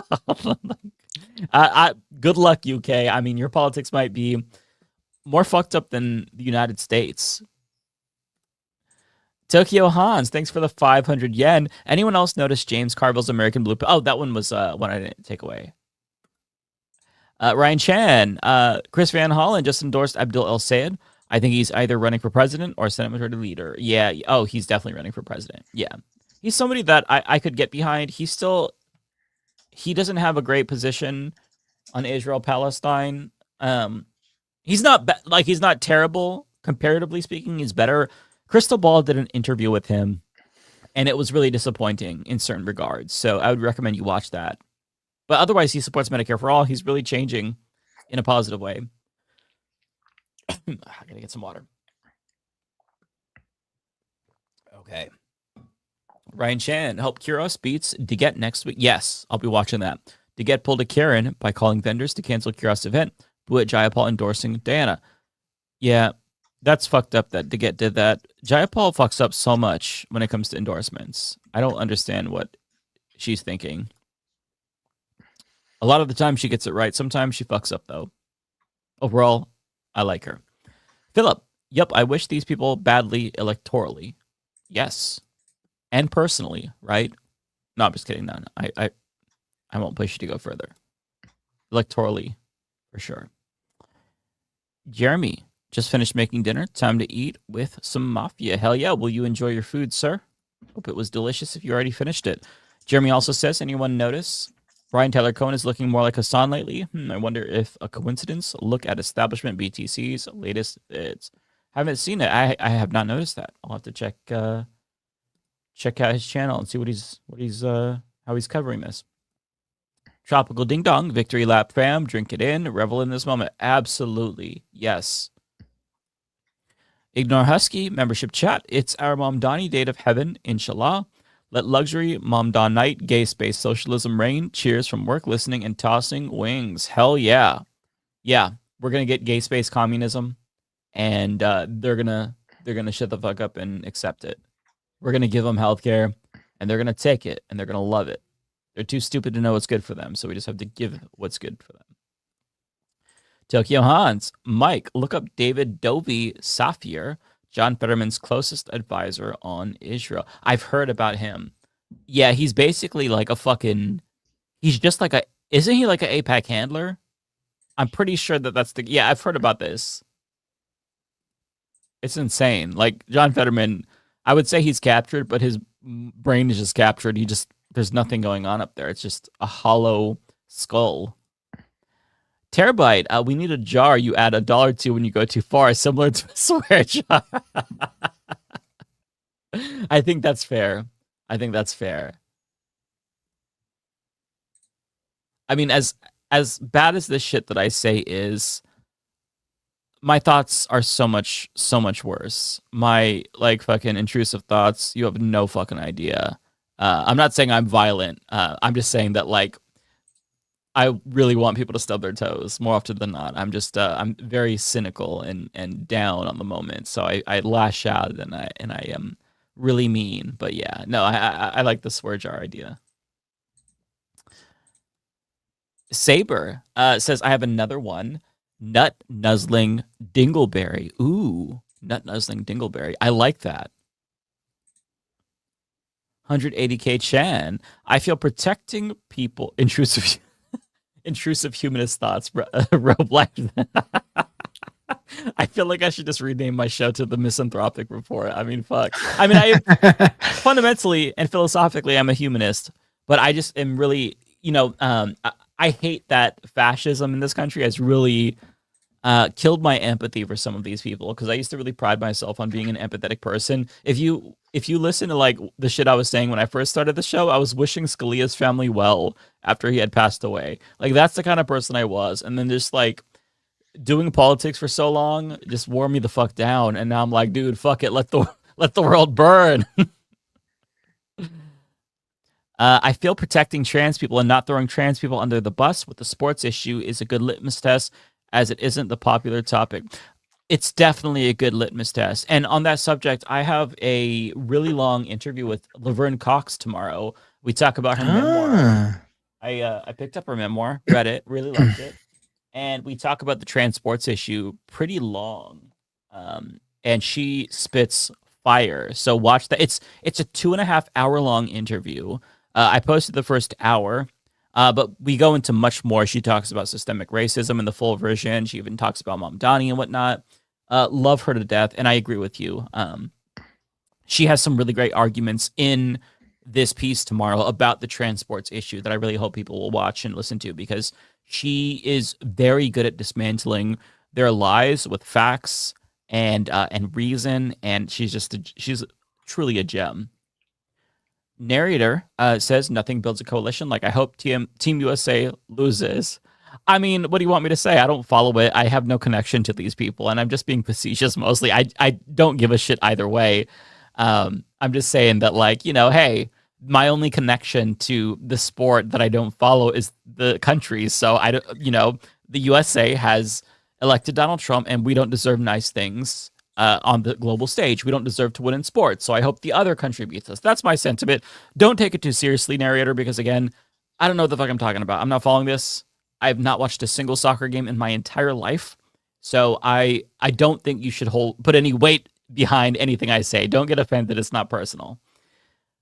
And I know you all care about this, so please don't I'm talking about this much more in a cavalier way, but it doesn't mean a lot to me. So that's why, don't just disregard the shit I say about sports. Like that any sport. If I'm talking about sports, just tune me out, okay? I think that's a good practice. Old Man Philly says, you got to go check out the cockroach party in India. Bring that energy here. I've heard about that. I don't know too much about that, so I don't want to talk about that, but I've heard about what you're saying, and I love the energy. I'll put it like that. Johnny, thanks for the 5. 2-part question. 1, where were you all last week? Was there no stream? There was no stream. Yeah, so we decided to take the week off. Matt and Lance couldn't make it, and so I don't think David could make it either. I can't remember. Rebecca and Ariana were going to be late, and I was tired, so I'm like, do we want to just cancel it? So we decided to cancel it. We're all kind of facing burnout and whatnot, so we might take some weeks off from time to time. So if that happens, apologies in advance, but we'll try to be consistent. We should try to let people know in advance. Yeah. Yeah, it was kind of a spur of the moment thing where we're like, should we just not do it? 2, an extreme hypothetical. How would you feel about AOC being on SCOTUS? I think that would be a wasted opportunity. One, I don't think she's not an attorney, right? So I would want somebody who really is savvy when it comes to constitutional law. I would want like a defense attorney. I would want somebody with the bona fides.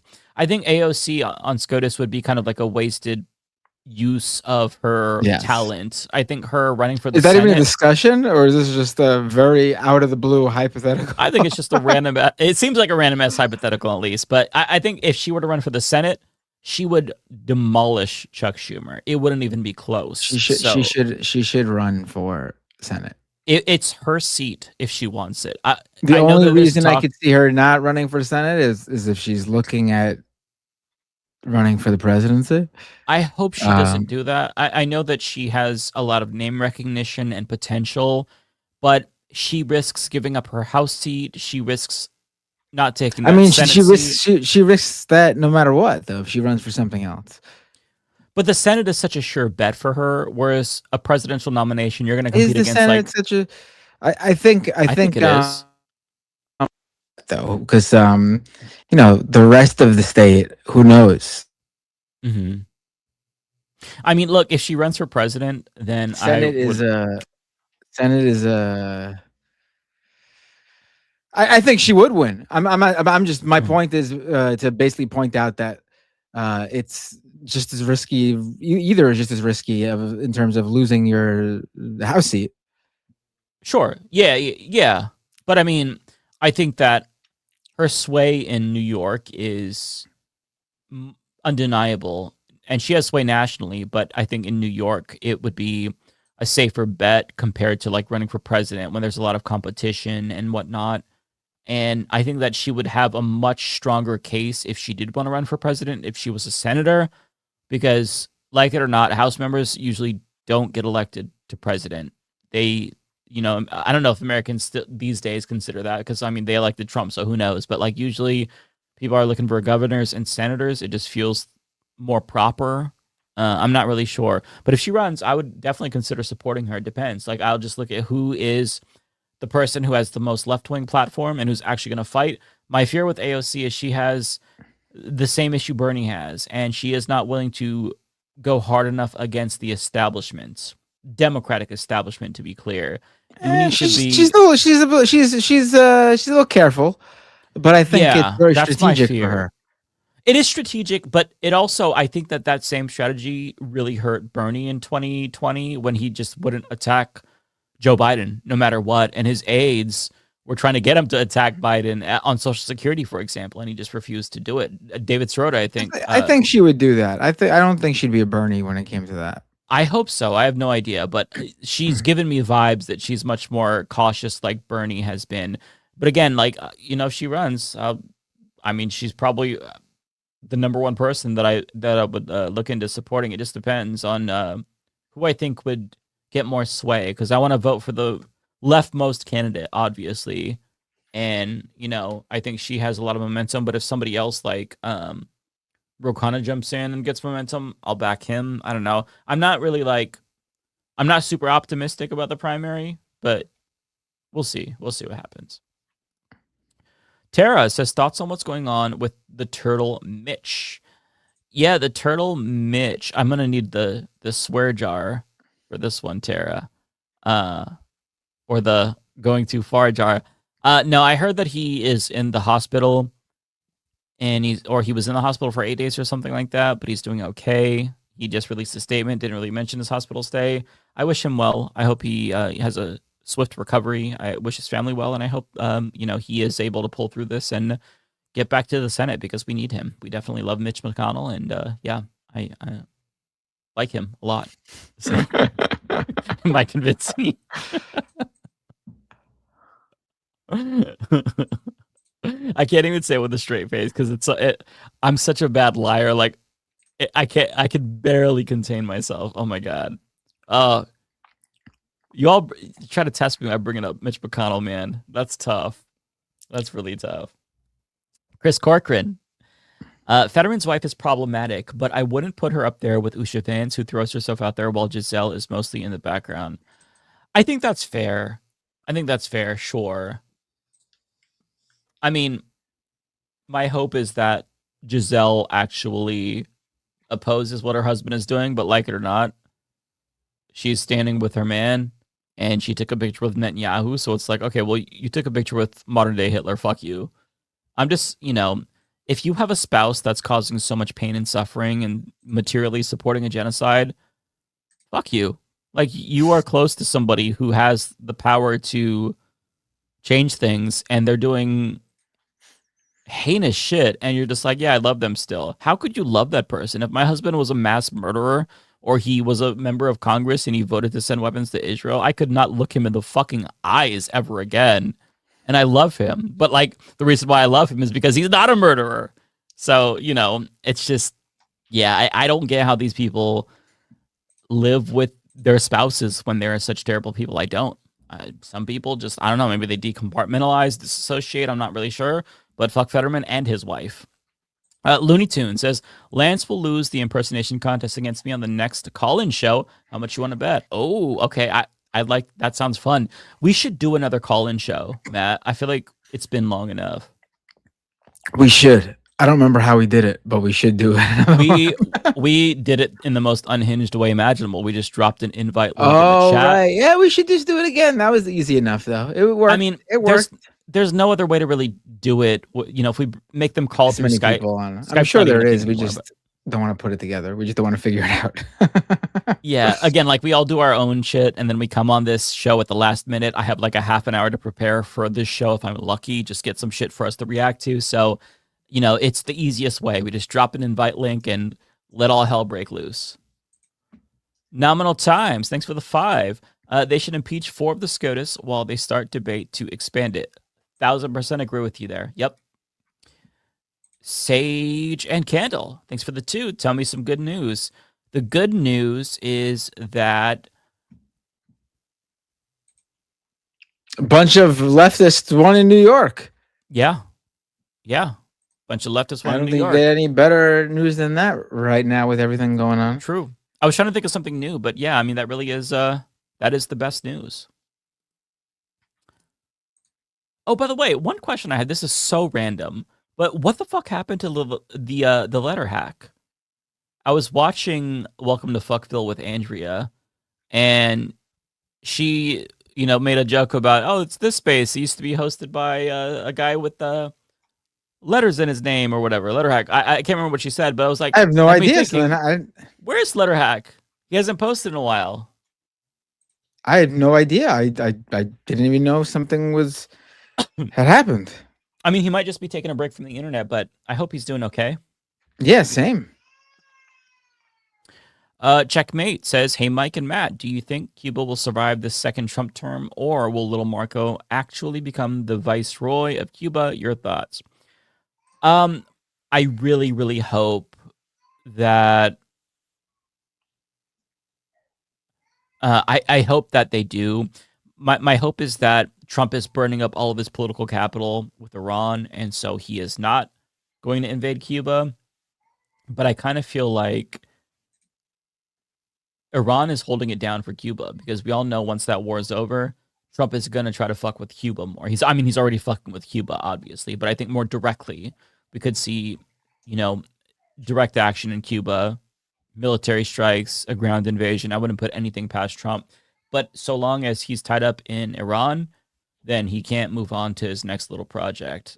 He might not opt for an Iran type situation. He might just try to kidnap the president. I'm not really sure. But I can't answer that question for sure. I want to come up with an optimistic answer, but I really just don't trust Trump. He really is unpredictable. And he's saying he wants to fuck with Cuba. He's saying he could take it over. So that is something that's really worrying to me. So I hope that the people of Cuba are aware. I mean, of course they're aware, but I hope that they are able to respond in the event that happens. They look, We tried before with the Bay of Pigs, right? So they defended themselves before. I hope that they are able to withstand U.S. imperialism. Kowalski, thanks for the 10. I sent a link of it to you. I've been loving the international fans of the World Cup. The Algerians in particular have been awesome in Kansas. International travel should be easy. Yes, international travel should be easy. I believe in the freedom of movement for human beings. And it's one thing that's fucked up about the World Cup is the fact that Iran has to stay in Mexico and they have to travel back and forth, which is also draining. It's just such a disadvantage. Well, they played in Mexico, but yes, they had to leave the country as soon as their U.S. game was over, which is ridiculous. That's so unfair. T-Types, thank you so much for the $10. Would love to see y'all do a LM fun stream where you play co-op and competitive games together. We've been talking about that for so long and we've never done it, but it would really be fun. Oh, this one's for me, but yeah, go ahead. Oh, okay. You could read it. Yeah. Also, Hassan just mentioned fans of citing his gaming and React streams as what brought them in for his politics. Oh, okay. Yeah, we gotta. We should do. I've been meaning to do a game stream. It's just me. The game I play is Fortnite, but I haven't played Fortnite in a while because I've been watching so much World Cup. Yeah, I consider doing gaming streams, and maybe I'll do it from time to time. But I just don't. I really want to have time to tune out, and I don't want to turn every aspect of my life into like content. I feel like it would ruin the fun for me somewhat, but I've done gaming streams before and enjoyed it. So, it just depends. If we do like an event, I would enjoy that for sure. I don't have anything set up though. I would have to figure out a way to, because I stream from a Mac, so I'm not going to be playing any games on that. I've got to get my Elgato set up and bring in like a console or something, and maybe that would work. Fly Chomper Fly, Mike, please check your email. Sent some stories for you. Okay, thank you. I have not checked my email in a week. I'm really behind, so forgive me for my absence there. Sorry, I'm blanking. My brain is shutting down. It's late. Forgive me for not getting back to you. Canadian Goose, thank you for the 20. Very generous super chat. Hey, Mike, wanted to cover a really important story, in my opinion, from Kansas. Okay. So, right. Alexandra Veka, a journalist writing in her Substack, Transitix, reported that a trans woman was arrested and charged for having an invalid driver's license, despite complying with the recent law passed forcing trans people to change their gender marker to sex assigned at birth simply because the cop didn't think she was trans. Oh, wow. Okay, yeah, I'll definitely look into this story on Transitix. I added it to my show notes. So thank you for bringing this to my attention. I saw that you posted it in the chat as well. And yeah, I appreciate you for that. Narrator, thank you for being a member for 35 months. I don't know. I just want what's best for my country, Medicare for all, honest media, and end to imperialism, and to win good-natured sporting matches. I guess I'm goofy. I mean, listen, I want those things too, but like the winning sports does nothing for me materially. It makes people feel good, and that's awesome. I hope you all feel good, but as a non-sports person, I just truly don't care. But like I said, like with the Knicks stuff, you all were really excited, and I love that for you. So if you all want America to win the World Cup, then I hope that you are happy. But just keep in mind, there are other countries that want their team to win as well. And do we deserve that over them? I'm just kidding. No, listen, narrator, again, my sports commentary should be disregarded. Anytime I talk about sports, you should mute the stream because it's not my forte. If I start talking about video games, then you need to really listen closely because I'm a huge neckbeard, and that's my lane. Okay, so I'll stay in my lane. Canadian Goose says also just forgot to add that the charges for that trans woman in Kansas was dropped earlier this week. This still doesn't remove the frightening and damaging impact this has for that particular person. Okay, thanks for the follow-up. That's sorry, my throat is really dry. That's encouraging to know that she had the charges dropped against her, though. That's good. But I agree with you. That is really frightening. All right, home stretch here, folks. Yakety shit. I'm a rhino in Pasadena, California. I got a mass deportation ballot for my opinion from the Heritage Foundation. I sent it to MR email for a fun read. Interesting. Mass deportation ballot. That's interesting. Chris Corcoran. Look up the Thrax death scene from Osmosis Jones. That'll be RFK Jr. swimming in the reflecting pool after they fill it with more hydrogen peroxide. Pritza, thanks for being a member for 19 months. Appreciate you.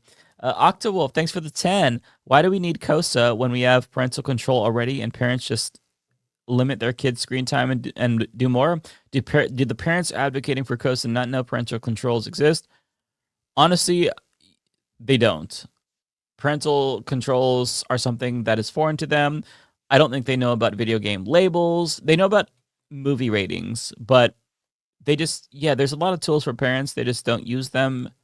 And when it comes to the COSA thing, I think that they are trying to like rationalize why their kid, harmed themselves or took their lives. And so they're trying to find a reason. So they blame social media when I think that that's not really, the lady in the video that I talked about said that her son had like a video game addiction, and it's like, that's not really a real thing. There's something underlying going on that maybe you just weren't privy to. But at the end of the day, we can't like take away people's freedoms because, you can't monitor what your kids are doing. That's your responsibility as a parent. You can't burden society with and make us do age verification because, you weren't sure what your kid was up to on the internet. That's your job as a parent to monitor that shit.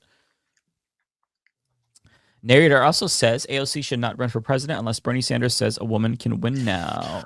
Damn. Philip. I don't think they can. Not quite yet.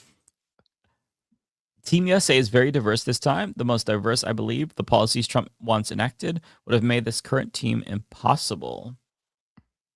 Fun fact. Thank you. DJ Monotonous says Lander is a Zionist, which is unforgivable.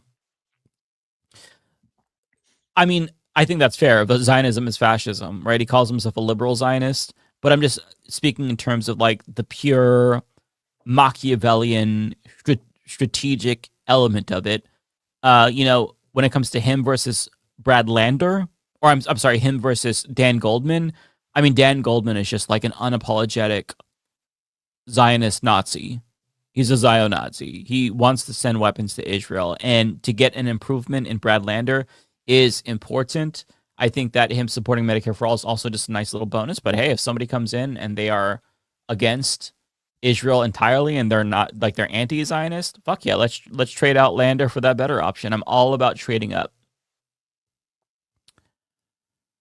DJ Monotonous also says Lander is a straight up Zionist. You okay with that? Okay, so kind of the same question. No, again, he's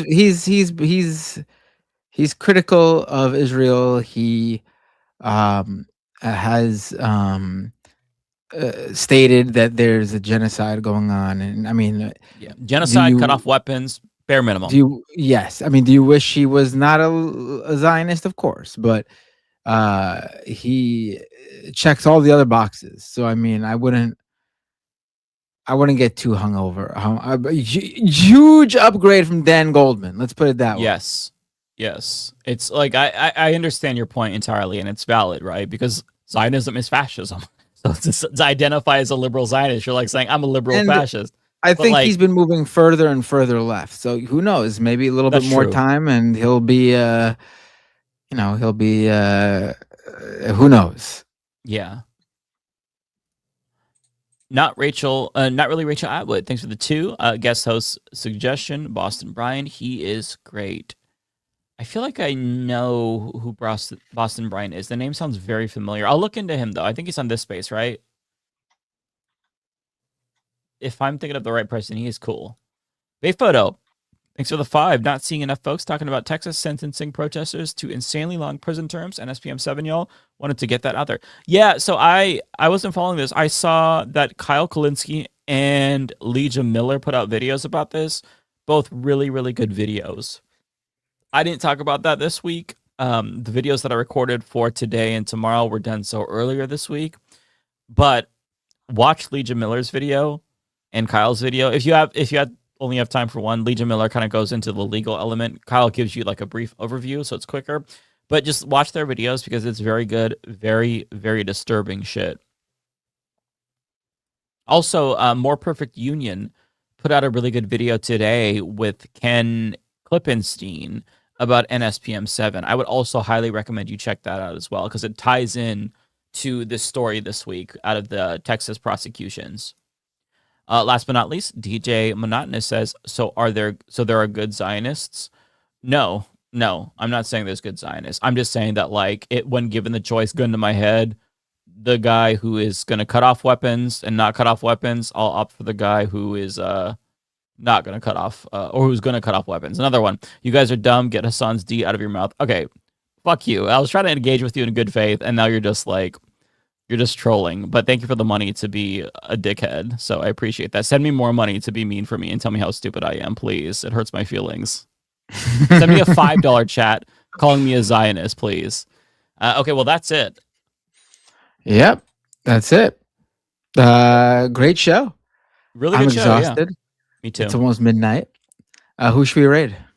Let's raid Frogan. Sounds good to me. Let's do it. All right, I'm hitting that start raid button. All right, folks. We will see you all next week. Hold on, wait. And raid now. I'm hitting it now. All right, everyone. Take care. Take care, everybody.